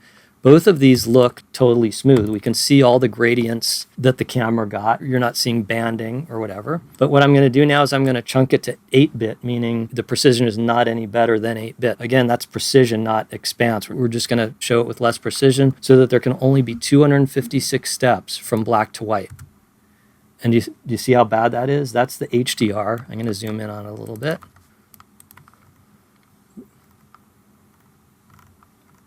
I mean, it's actually terrible. We've lost the illusion of a smooth gradient, and you can very clearly see the individual increments, the smallest steps that can be made when it's 8-bit. So here in the room, we're seeing that on the left and on the top, but we're not seeing it in SDR. And I'm going to go to SDR on the computer screen.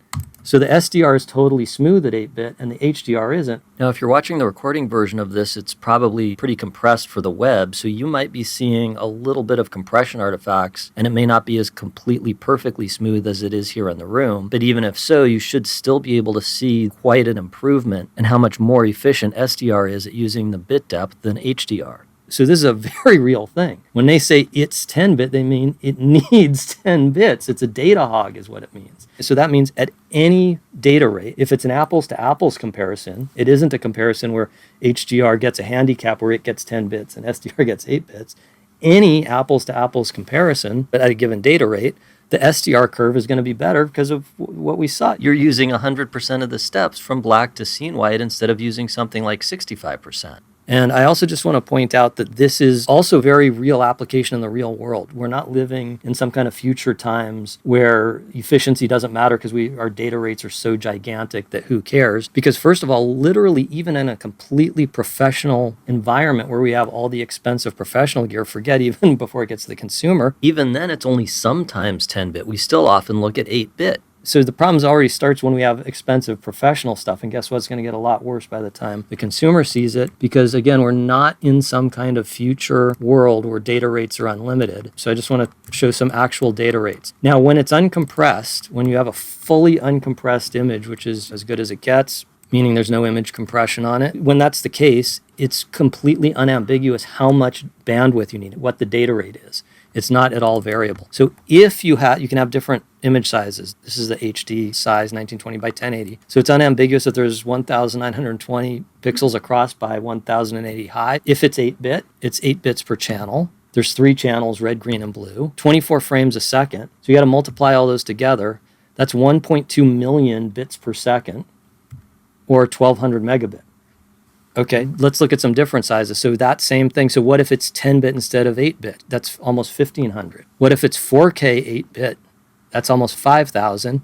And if it's 4K and 10-bit, that's almost 6,000 megabits. So even DCPs, which look really good, that's what we send to the cinemas, even those that look really good, they're actually pretty compressed. And what image compression means basically is you're just throwing information away and hoping people can't see it. So this is a very real bottleneck, right? So you're already compressing from a couple thousand to several hundred, even for DCPs that look pretty darn good. But when people watch stuff streaming at home, if you pay the extra to get the higher tier and you have the fastest internet connection, then you're going to get 19 megabit. So the thing is, this is not enforced out of nature. It's just what they actually do. They don't offer 19 megabit at 2K SDR, which would be less compression and actually look better. When the bit rate goes up, they also put it in a less efficient container, so you immediately lose back some of what you just gained. But remember, HDR is also the case with 4K, but HDR is a data hog. As we saw, you've got a fixed container. You can't up the container, because these aren't just limited by your personal ISP. If you pay to get really fast ISP, that's not going to speed this up. It's not going to give you a better data rate, because Netflix and all the other streamers, they have to have a server that can send this stuff to millions of people at a time. And that's why you're never going to get more than 19 megabits out of it, no matter how fast your own connection is. And they don't even give you the option to see 2K SDR compressed to 19 megabits, which would be a more efficient use of the limited container. As we saw, HDR is a wasteful use of the container.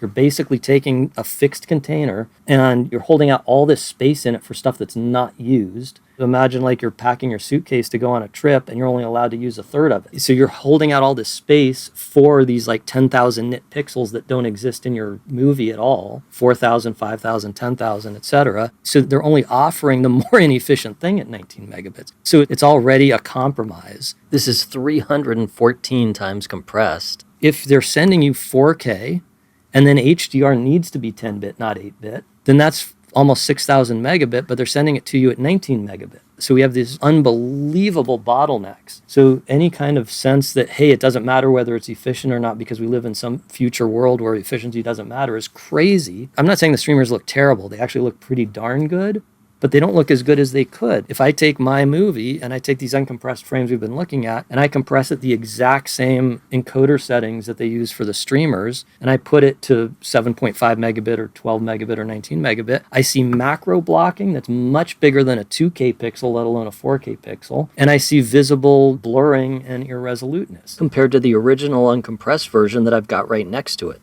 The image is clearly getting worse. It's not just sort of hypothetically getting worse, but you can't see that it is or something. It's not just mathematical, but not perceptual. It's perceptually getting worse. So the idea that we want inefficient systems is crazy. We're nowhere near. It's not even on the horizon where it's, a couple years away that normal people would be streaming even 250 megabit, let alone 6,000 megabit. So efficiency does matter today very much. And for any foreseeable future, maybe we'll have some discontinuous technology change as opposed to a slow ramp that I don't know about. But for the foreseeable future, we can't just be willy-nilly inefficient because it actually in real life makes images worse. So that is inefficient data rate marketed as higher data rate. HDR is 10-bit, it's better. No, it's worse because it needs 10 bits to look just as good, and we've got bottlenecks all through the system. Okay, wider gamut marketed as a benefit when it's not specific to HDR and doesn't have the perceptual effect we're conditioned to believe. So that's kind of two things. So the one is you hear it boasted about that HDR is a wider gamut, but that is not at all a differentiation between HDR and SDR. As we talked about, every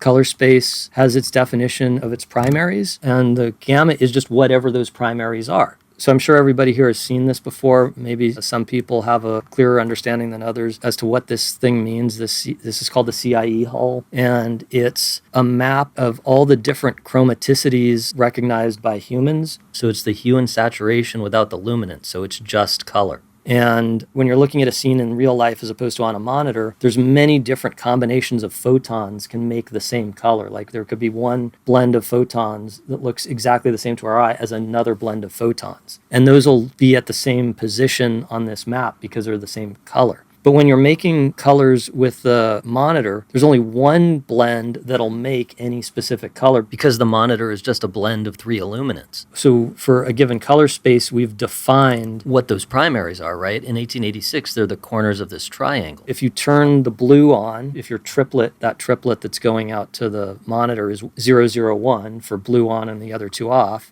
you're going to be here.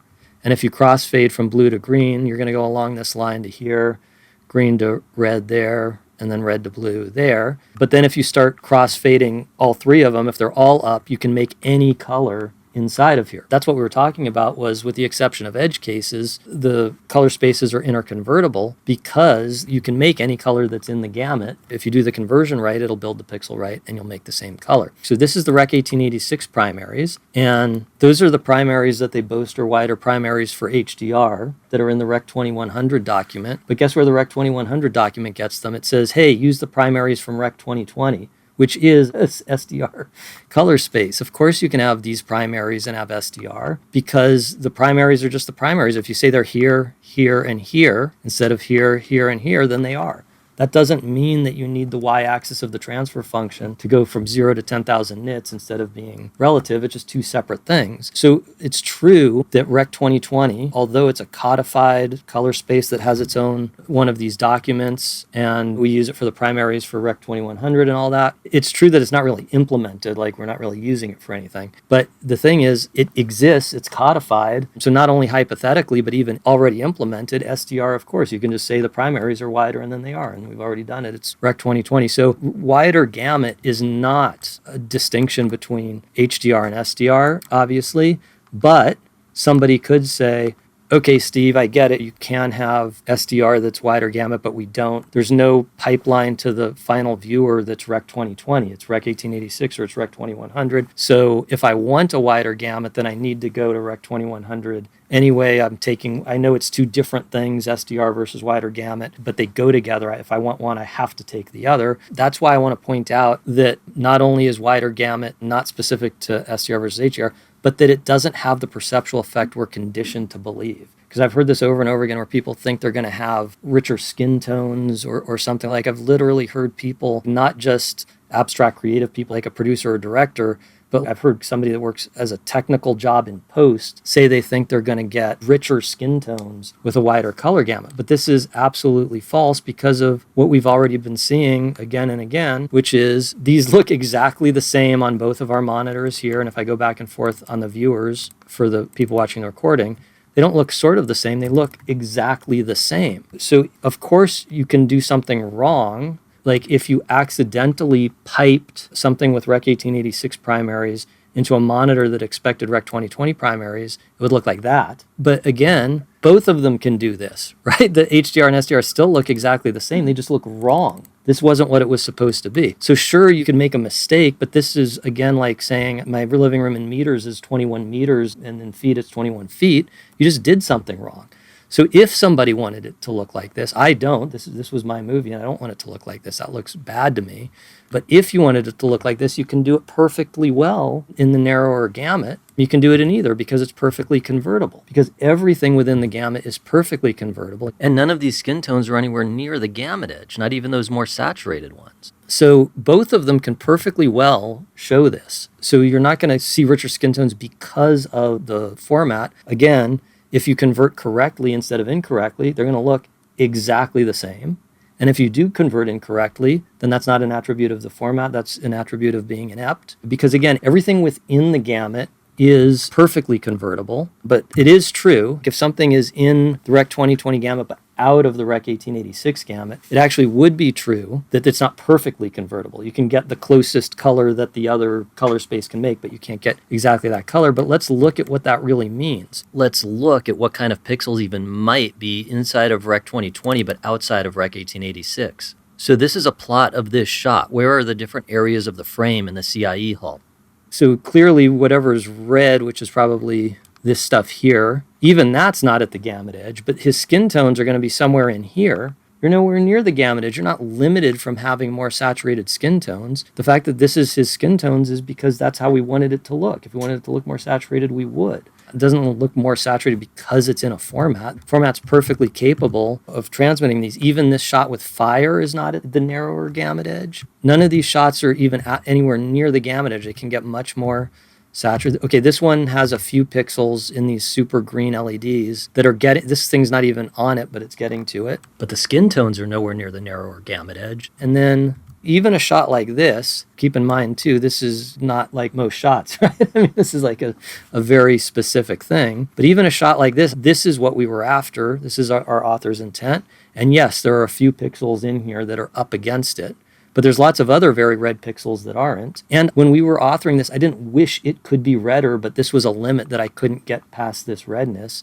This is as garish and as vibrant as I personally would want to go. And again, this is just like the Sisley highlights. Even if somebody else has a different taste and they want more garish than I do, it's still going to be these scattered rare pixels that have these incredibly narrow band illuminance, either in the shot or lighting the shot. Because what if instead of a saturated light source lighting neutral objects, we have a neutralish light source lighting saturated objects? If you have a neutral-ish light, it can be cool or warm or kind of green or whatever, but it's anywhere around neutral, and it's falling on a normal object, even one that's a saturated color.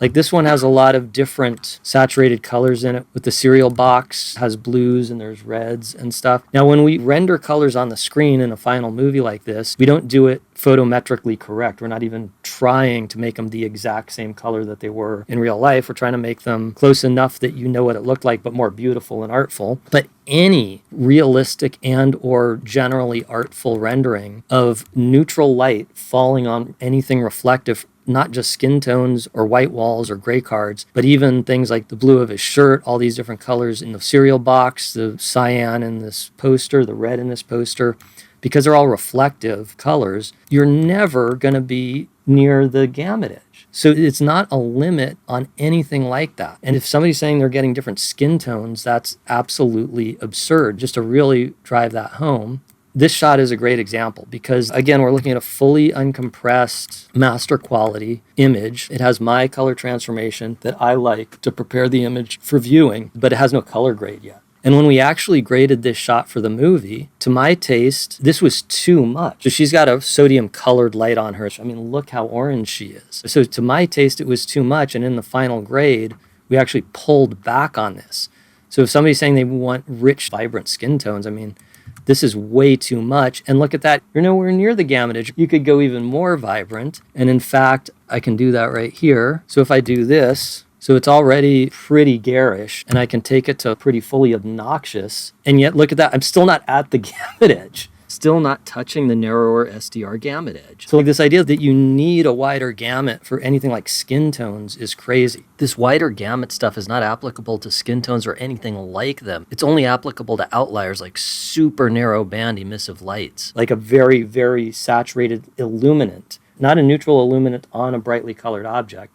You need the illuminant itself to be super saturated, like a laser, a neon sign, a single color LED, storefront signs where there's a really thick dye and it's backlit by a fluorescent light or something. Those things, if they're either in the shot and not blown out, like you're exposed for them, or if they're lighting the shot, that's the only place where you could even get close to the edge. So in a movie like mine, where I prefer a more traditionally artful rendering, literally nothing is at the gamut edge, and my movie's going to look exactly the same in a narrower or wider gamut. But even someone who has a different taste than me and wants a more contemporary, vibrant, dazzlingly saturated look, even they, no matter how far they wanted to go with it, would only ever actually be limited by the narrow gamut at the most extremely saturated objects anywhere in the movie. So that what that means is there's going to be a few pixels here and there, like this shot doesn't have it, this shot doesn't have it, this shot doesn't have it, this shot doesn't have it, this shot doesn't, okay, this one might have it. So for the way I wanted this movie to look, I don't need to get past the gamut edge. But even for someone who wants a much more vibrant, saturated look than I'm after, it would only be a very small percentage of the overall frame that's outside of the narrower gamut. Just a few of the most saturated green pixels here and there in these LEDs. So that's what I mean when I say it doesn't have the perceptual effect we've been conditioned to think, because the overall effect on a traditionally color graded movie is literally nothing. And then even in the most garishly color rendered movie, it would be a very small amount of pixels, a little area of some frames here and there. It would not be, this is what your movie looks like in HDR, and this is what it looks like in SDR, and then the whole picture changes. That's just simply not what it is, if you're doing it right. Again, you can do it wrong, and then it's an attribute of doing it wrong, not an attribute of the format.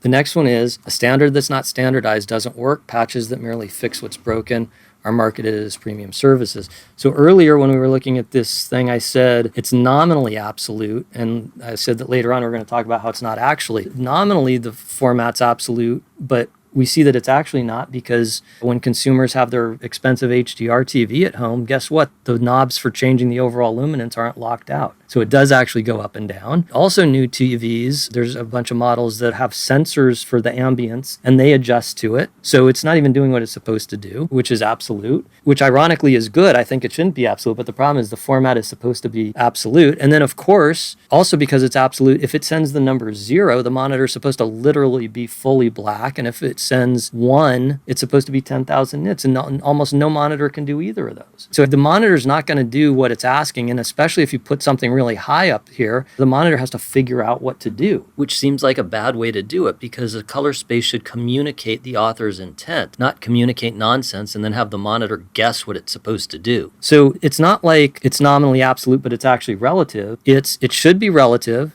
It's nominally absolute. It's actually nothing. It's just a mess. So because it's a mess, we have these patches that go on top of it. They're not instead of it. They're on top of it, like Dolby Vision and HDR 10+, which the fact that they even sort of fix it, then they're premium services. I mean, we had a system that was working and we broke it. We know that to transmit the author's intent and for the thing to look the same, we have to maintain relative contrast. And we also know that to transmit the author's look, we have to be able to change overall luminance. And all of the SDR systems were perfect for this. The color space itself transmits only the relative contrast, and the overall illuminance can be changed by the exhibitor or the viewer to adapt to the surrounding environment and or because of limitations or exceptional abilities of the display device. So the thing was working great, but then we entangled relative contrast and overall luminance right when we shouldn't. And instead of fixing the problem at the core by not doing that, we have these patches that go over the problem. They change the relative contrast even more,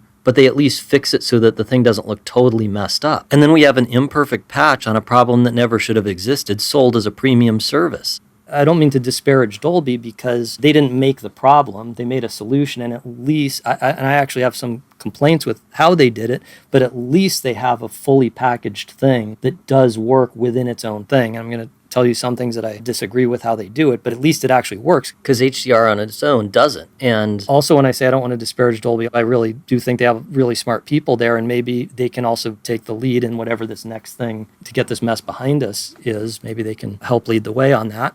So you can see how the thing doesn't do what it's supposed to do. And then we have these patches on it. And then those patches, they don't go back to making it, okay, now we do keep our relative contrast. They change it even more. And it's not even fixed. Like this transfer function is fixed. The stuff that they're doing is dynamic, where it's changing depending on the content of the shot. A traditional proper color space like Rec. 1886, it tells the monitor what it should look like and the monitor obeys. But the way Dolby Vision works is it's not a one-directional thing like that. It's a negotiation where the monitor is saying, hey, I can show this but not that, and I can do this but not that. And then it's changing the relative contrast of your movie, which makes your movie what it is the relative contrast. I mean, obviously there's a lot of other things like script and stuff that make your movie what it is, but in terms of the tonal rendering of the movie, the relative contrast is what makes the thing what it is. But the fact that we weren't able to get a good representation of relative tonality, and then the thing that fixes it changes it even more, but it's the only fix we actually have, so it's a premium service. Okay, so then the next one is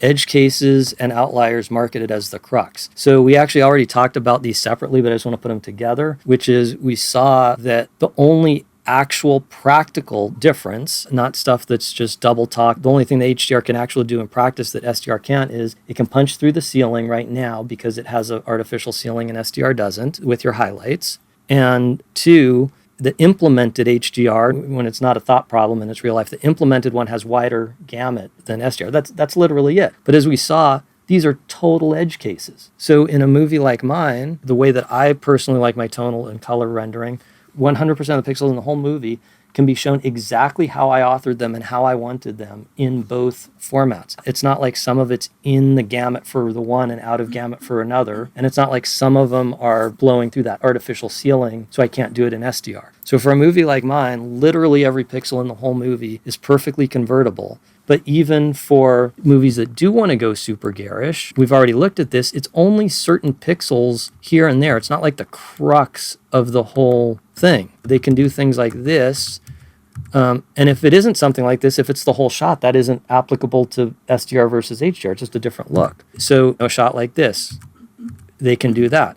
So these are edge cases. So the punch through the ceiling thing is only applicable to little pinpoints of sizzly highlight. And the wider gamut thing is only applicable to the most absolutely ridiculously garish colors where it's already looking electronically garish and you want to go even farther with it. So it's a few pixels here and there. And then they're saying it's going to be vibrant and bright, but edge cases are not the crux. You can get that same overall look. Again, with a look like mine, you can get the same look perfectly. But even if somebody wants to use HDR, HDR is not a look, but if somebody wants to use it for a look that it can do, that's outside of the bounds of SDR, it's only going to be some pixels here and there. It's not going to be a substantial percentage of every shot looks like. Okay, next, loud fallacies and word salads keep us from reality-based mental model and from questioning marketing gimmicks. And that's why this demo has to be so darn long, because if everything made total sense, but there was just one little thing wrong, we could just point to it. But, we see this in politics with flooding the zone or the gish gallop or whatever you want to call it, where they throw so many wrong things at you that you can't get back on track because you don't even know where the track is anymore. And we've seen how many of these there are. There's the talking about HDR where you're switching between a monitor and a signal that's driving the monitor,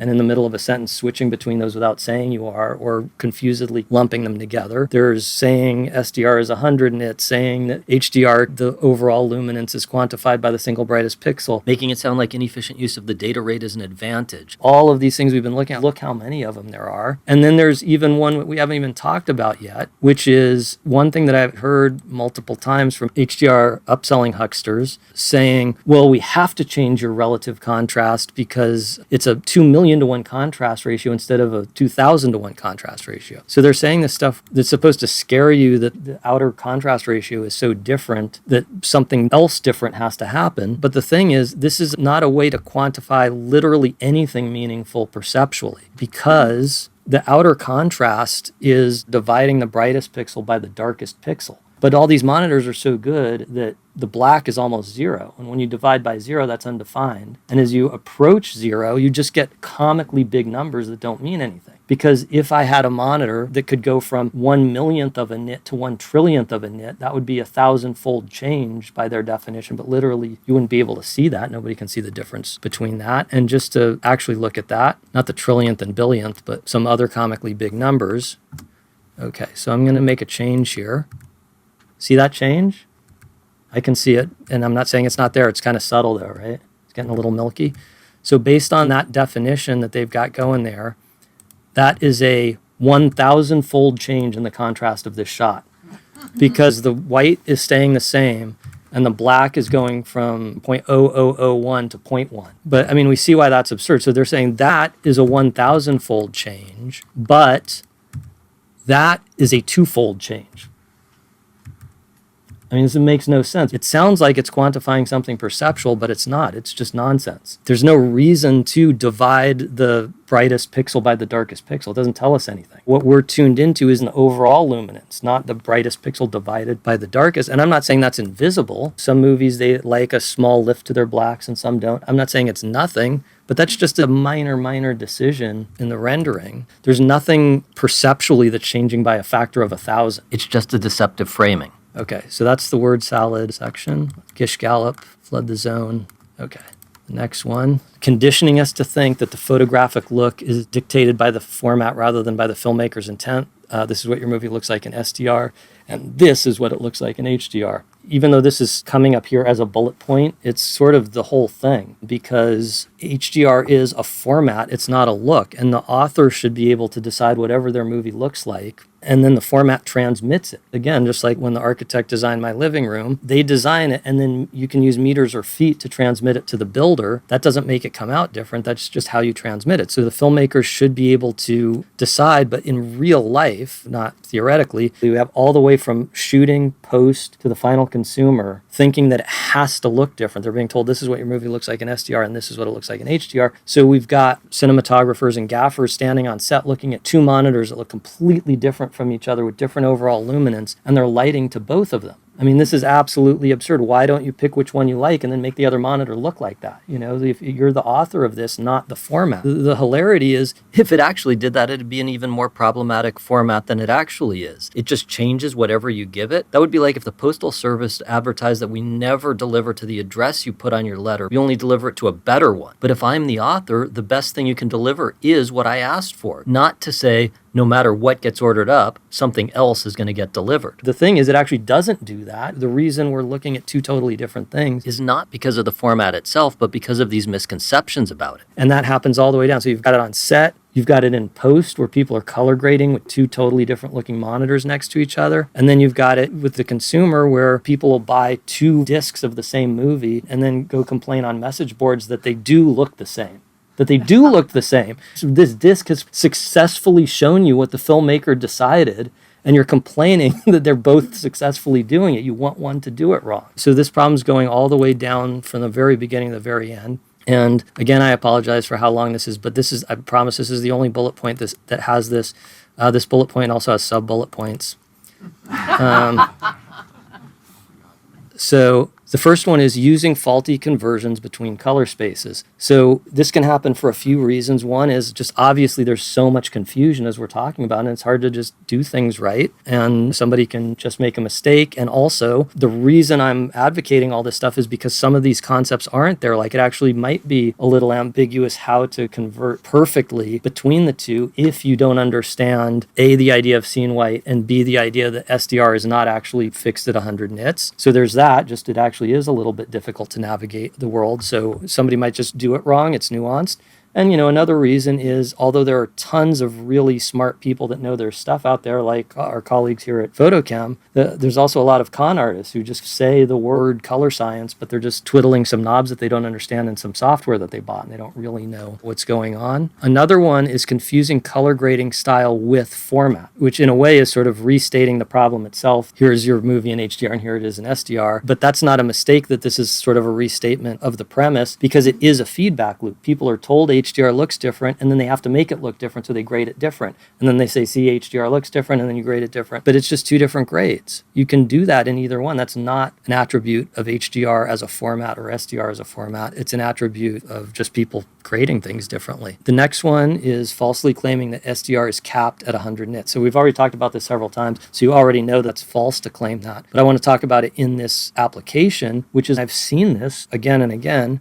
I don't do it on my projects, but I've seen it where on set, people have two monitors next to each other that look totally different or in the color grade. And if you cap the monitor at 100 nits, then you're going to think it's different, but that's wrong. And when you look at them next to each other, your eye is going to adjust to the brighter one, and then the other one's going to look dingy even if it isn't. So right now, I'm going to keep relative contrast the same, just change overall luminance. I'm going to put our SDR monitor here on the room at 100 nits instead of 200. And I'm going to show that on the computer screen for the people watching the recorded version. So it's going to look dark. But when they're next to each other, it's going to look dark. Of course it is, because your eye adapts to surroundings. So if you put a dark one next to a light one, your eye's going to adjust to the bright one, and the dark one's going to look dull and dingy. But you can either just put the SDR one up to the same scene white as the other one, because SDR isn't limited at 100 nits, or you could take the HDR one away so your eye adjusts to the 100 nits, and then, and it's going to look fine. So this putting them next to each other at 100 nits is just completely disingenuous, not only because that's not true that it's capped at 100 nits, but also because even if you do want 100 nits, because it is a darkened color grading room, let's say, then you shouldn't have something really bright next to it. Before we were ever talking about this, when there was only SDR, not HDR,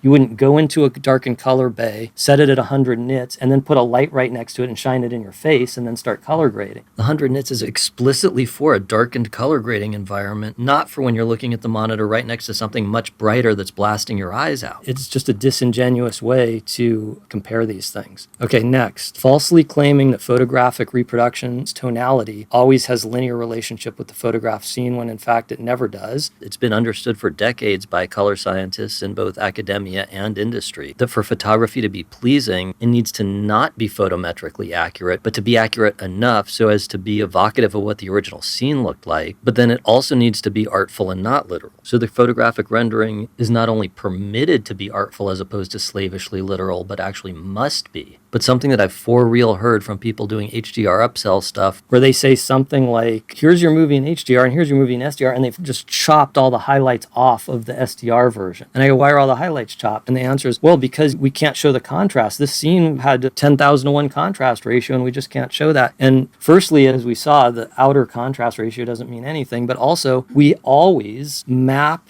whatever the camera got. It's not what the scene was in real life. We map whatever range the camera got. Our best cameras today get something like 15, 16 stops. We map that into our photographic rendering without chopping any of it. And we don't just sometimes do that. We always do it. It's not just like, oh, it's possible to not be literal in the photographic rendering about the relative contrast of the scene. It's not just not enforced. It literally never happens, ever. So let's take a look. There's a lot of different ones of these, but this is sort of an average lookup table, the standard color transformation to take the logarithmic uninterpreted camera original and prepare it with an artful cinematic look in a gamma encoded color space like Rec 1886. And yes, it's linear-ish, because when they're saying that the relative contrast in the rendered movie has to be the same as the original relative contrast in the scene, they're saying that you would have to have a linear representation of everything. But we never do that. There's a linear-ish in the middle, and we always make those beautiful, gentle highlights. We don't chop them off. We don't just keep going here and then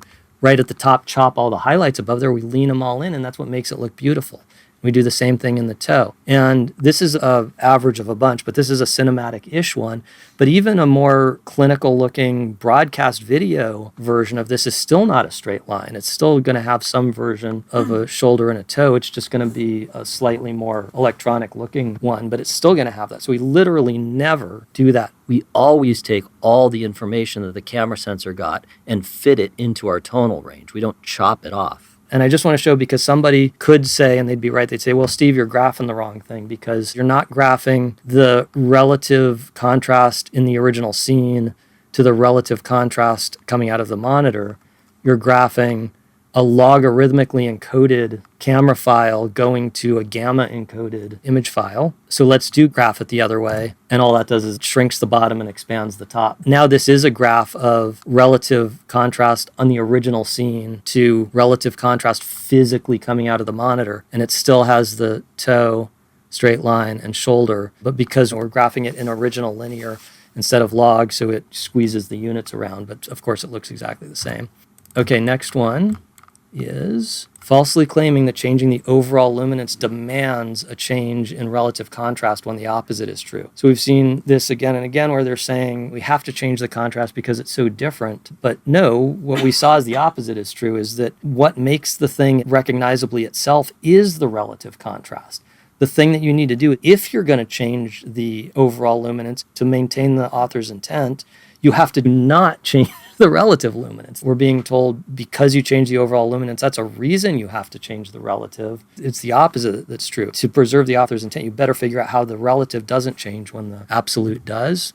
Okay, next. Conditioning us to think that an image isn't in a given color space unless that image pushes up against the edge of what that color space can transmit. People saying if it's HDR, you have to punch through the ceiling or you have to make these garish colors, otherwise it's not. But that's absurd because, again, that would be like telling the architect you have to make the thing a different size in meters than in feet. The unit can transmit whatever it is that you want. And a great example of that is, as we were looking at here in this absolutely beautiful movie, like these whites, not only are they not punching through the ceiling, they're pointedly not even getting to the ceiling. And that's what's beautiful and gentle and creamy about them. And the thing is, of course, the thing can transmit something that's not up against its edge. The fact that one color space gives more options doesn't mean you have to take them. It's just more options. The author should be able to decide what they want. And again, we're looking at this in a Rec 2100 color space, and we can actually represent the original decisions,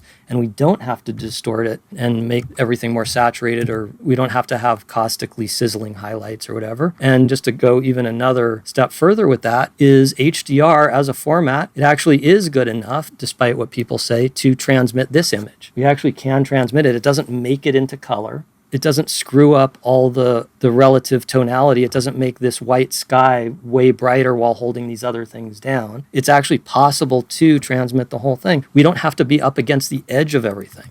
We don't have to be the most garishly saturated. In fact, you know what else we're not up against the edge of? The screen. There's space on the left and right. So if I were to crop in on this, so it was 16 by 9 and there's no black on the sides, and I was to colorize it, and I was to sizzle up the whites, if I did all of those, HDR would be able to transmit it. But not because only that version is HDR and this version isn't. Both are quite literally HDR because I'm sending them over HDR Rec 2100 signal. The difference would be one is the movie being transmitted over HDR, and the other is a messed up version of the movie that I created being transmitted over HDR. So yes, HDR can transmit that, but things don't have to be up against the edge of everything for it to be in a format, just like things don't have to be a certain size to be in meters. Okay, so then let's go to the next one. Comparing an HDR version to an automated HDR to SDR conversion that actively changes the tonality and contrast instead of comparing the two using a rigorous color space conversion that does keep them the same. So as we've been looking at the whole time, over and over and over again, we've been looking at many images that look not just sort of, but exactly the same in Rec 2100 and Rec 1886 because I converted them correctly as we discussed. So as we've been looking at over and over again, I can send this thing over Rec 2100 or I can send it over Rec 1886 and make it look exactly the same with our 200 nit scene white right now, but we could do it at any chosen scene white that the monitor is capable of. And they look exactly the same because I converted them correctly instead of incorrectly. So we talked about when we were looking at that list of things, one of the things we were looking at is you could convert it wrong. But what if you convert it right, but the quote right is your distributor demands that the way that you convert it is using Dolby's automated conversion from HDR to SDR, and you can't change how they do it. Well, their conversion, and again, this isn't to disparage Dolby because although I disagree with this part of what they're doing, again, they actually have a system that works on a thing that doesn't work, so I don't mean to disparage them, but I do disagree with this part, which is when I convert Rec 2100 to Rec 1886 here, they look exactly the same on both monitors, but if I run this very Rec 2100 image through their automated thing, and it makes Rec 1886, then this is what we get. See that? It's getting brighter in contrast here.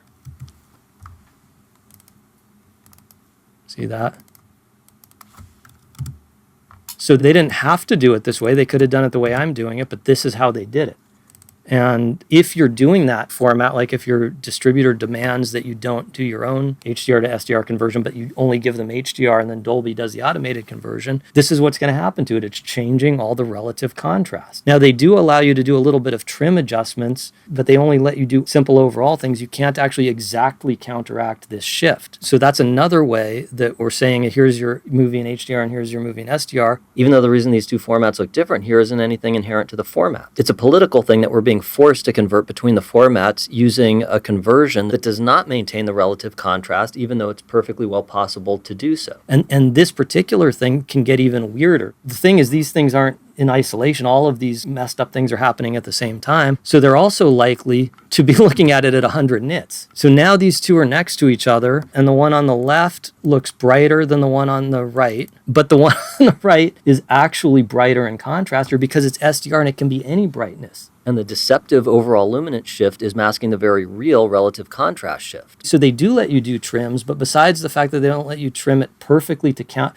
firstly, why would you have to do a trim? I already decided what I wanted it to look like. Why don't you just make it look like that instead of have to redo every shot? But not only that, you might make the wrong decisions on the trim if you've got the brighter contrastier one being fed into a monitor that's dull and dingy, and then you think that it's the image that's dull and dingy because you've got the two monitors next to each other. So that's yet another issue with that. Okay, so that's the end of the sub-bullet points. So going back to the main ones. The irony of loudly boasting that HDR best transmits filmmakers' intent when so-called SDR is the more reliable system for viewers to see relative contrast as authored by the filmmaker. This is just kind of putting together a bunch of things we already saw, which is at the beginning we saw it's the relative contrast that matters. And we see what a mess we've got both with HDR as a signal type that's entangling relative contrast and overall luminance right when we need them to be separate, but also just with the misconceptions driving real decisions. And those two things together make SDR much more reliable to actually know that the audience is going to see the decisions that the filmmaker made. Yet the HDR lobby is loudly boasting, see exactly as the filmmaker intended, when you're much less likely to see the exact relative contrast that they saw when they were making their decisions in an HDR system. Again, partially because of technical realities and partially because of misconceptions that aren't enforced by the technical realities but exist anyway.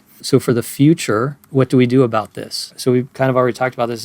We can see in the short term, we can do a lot better just by changing our mental model. Once scene white becomes part of how we talk about it and think about it, if we talk to our collaborators at post houses and DITs and everybody in this sort of new language where we understand that HDR is a format to transmit our decisions, it's not something to shackle our decisions, we can make a lot of changes and improvements literally just by changing how we think about it and how we talk about it. In the medium term, we can advocate for some SDR to HDR methods that aren't based on deception and double talk, because in the example here, I'm doing my conversions here and it works great, but I'm building it myself. It's based on the published math, but I do have to build it and have to explain to people what's going on. But we could codify this a little more, where even sort of the way that I'm doing it could be in some of these softwares like Nuke, which I'm using here, or Resolve, where we understand what scene white is, how we want to map our images so that they do look the same when the filmmaker wants them to. That's in the medium term. And in the long term, advocate for getting rid of the current HDR style formats and the problematic dichotomy and advocate to completely replace it. Because in that medium term thing, I'm talking about how do we map scene white and stuff. If we got rid of what I believe is a mistaken thing where the color space is nominally absolute when it isn't, if we actually got rid of that and it wasn't even in there,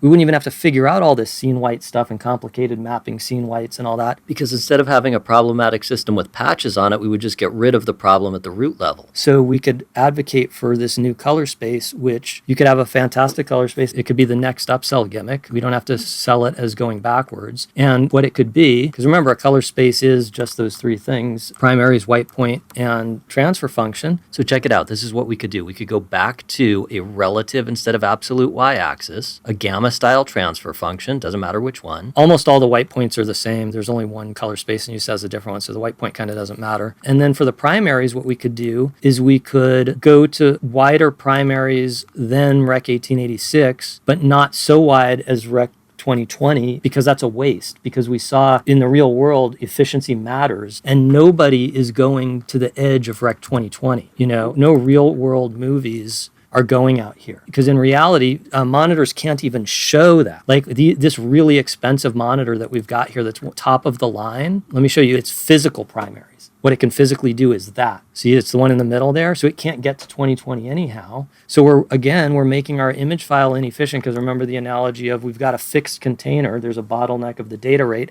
and we're holding some of it out for numbers that we never use, for colors that we never use. So in this proposed new format, we could have primaries that are wider than Rec. 1886, because even though I personally don't use that, I don't want to enforce other people's tastes, but just reasonable instead of crazy. It'd give us a better quality image because of the efficiency. The compression's used better. It would be able to take advantage of what's great about these monitors, including the being able to adapt all the way bright, like for that monitor at LAX that I mentioned, and adapt to different viewing environments coherently, make better use of the data rate, but you still have wider primaries. It gives us everything except one thing, but we can add that on too. The one thing we're missing is punching through the ceiling, but we could do that too. I actually have a proof of concept thing that I've made, and it doesn't have to be this. It could just be something like this. But once you admit that all of that stuff was double talk and really all we're getting is punching through the ceiling, you can do it a different way. Because right now, like I said, we're making our use of our fixed data rate very inefficient by holding out all of these code values that we don't use. But what if we regain them and then we make a thing? So I've made this as a proof of concept, and I call it Scorch, but you could call it Sizzle or whatever we want to call it to make it sound fancy. And I haven't mentioned this before, but That's actually what we've been looking at several times scattered throughout the demo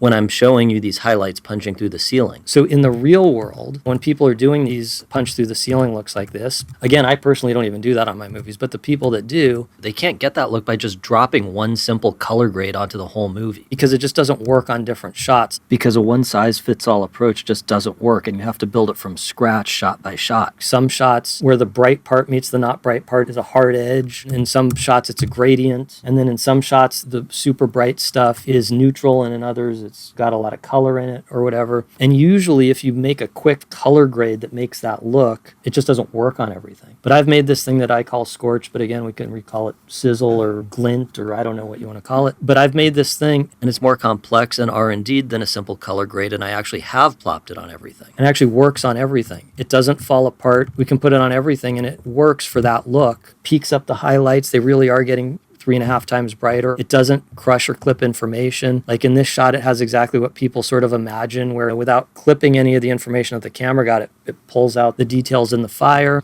and it really works on everything. And the thing is, even though I'm saying it's just an algorithm that works on everything, you don't have to build it shot to shot. That doesn't mean everybody's movie has to look the same. Because firstly, it's not just on and off. You can put it at any level from 0 to 100%. That firstly. But secondly, you are going to color grade the movie. So if somebody wants this, again, I personally probably wouldn't use this on my movies, but obviously people want this because there's a lot of movies doing it. You could use this thing in the color grade, because what the Scorch is doing is it's taking the brightest stuff and pushing it up. So in the grade, you can ride that. You could take something and push it into Scorch some more, or pull it out of Scorch, and you can do your own thing on the movie. And what's great about this is if we go from 8-bit to 10-bit, which is what you need. We say you need 8-bit to 10-bit just to be able to punch through the ceiling. That's 8 million bits per frame.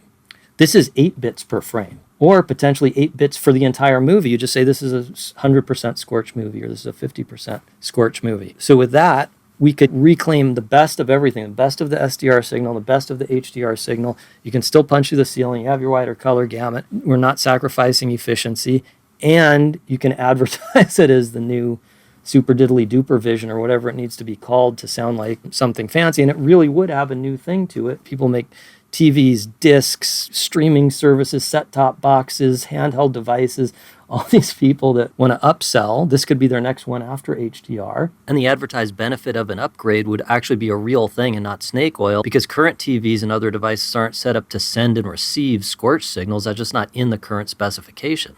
So it could be the best of all worlds. So with that said, I'm just going to do a 2-part recap. And the first is this checklist. This is a list. I'm sure there's things I didn't think of, or maybe I've turned one thing into two here. I don't know. But this is sort of a checklist of different attributes that are either actually or perceived as positive in image rendering that have to do with HDR. But we can see all of the positive things.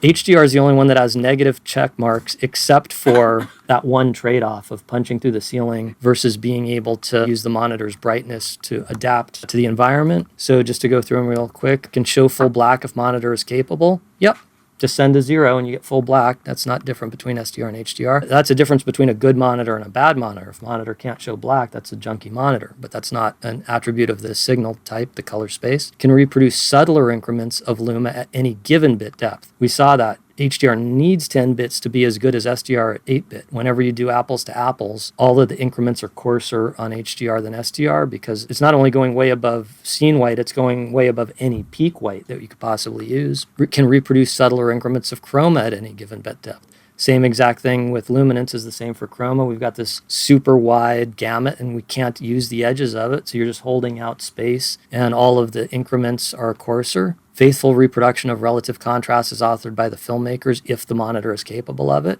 We saw SDR is much more reliable than HDR in current implementations. Luma is relative, not absolute, so it works like the human visual system, motion picture film, and visual arts that are reflective instead of emissive, like painting and printed photography. Yes, absolutely, because even motion picture film is like that. When you shine light through it, the film blocks out a percentage of whatever light you send through it. The film doesn't emit a fixed amount of light. Contrast and luma reproduction obeys the published specification, i.e. the color space transfer function, through the entire luma range when using a well-calibrated real-world monitor. Yes, SDR does that. HDR needs all kinds of patches on it to explain what to do if you're asking for things that are too bright or too dark or to adapt to the environment or whatever. We're just diverging from the spec anyway, so why do we even have the spec? Skin tones and other near-neutral colors are not limited in saturation, vibrance, or richness. We saw we can go absolutely obscenely garish with skin tones, even in the narrowest color gamut. Extremely saturated colors like neon signs, car brake lights, and lasers can be displayed either with traditional artful color rendering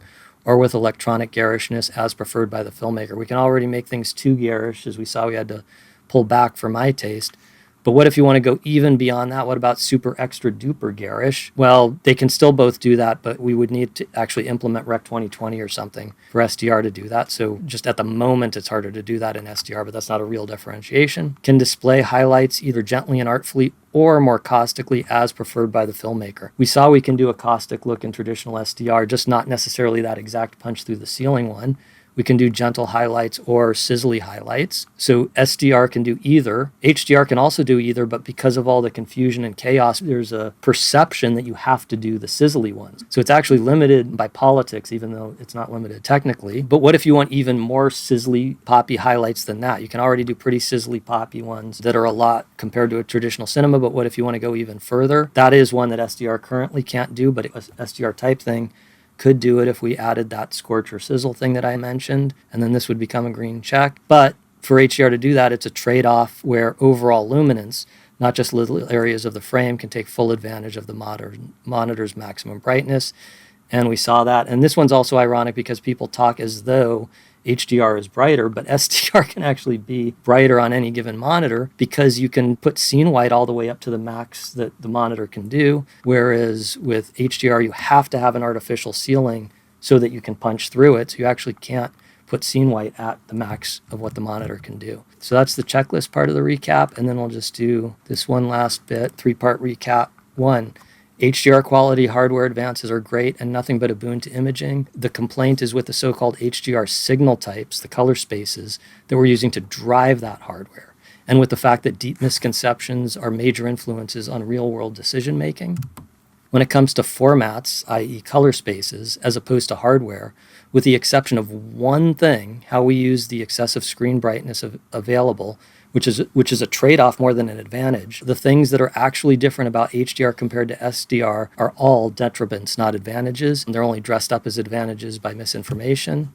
And finally, we can do a lot to overcome the problems just by changing our mental model to align with reality instead of with common fallacies. But even that last little bit that can't be done just by changing our approach and could get us all the way to all of the advantages of both the hardware and the bandwidths and everything, and get rid of all of the detriments. And even that last one little thing is not a big technical hurdle and would only be a small change to current SDR-style color spaces. But it could be marketed as the next big thing. Again, we can call it ultra double extra high vision or whatever we need to call it so that it sounds good and it becomes an upsell gimmick. Yeah, I'm just advocating in the future, let's make that next color space an actual improvement, not just an improvement in name. And I just want to say before signing off that even if superficially some of this demo has been negative, its deeper essence is meant to be inspiring and empowering. All it takes is a little shift in our mental model and some effort to see past the misconceptions, and there are exciting possibilities for more freeing image authorship for filmmakers, more fidelity and beauty in images for viewers,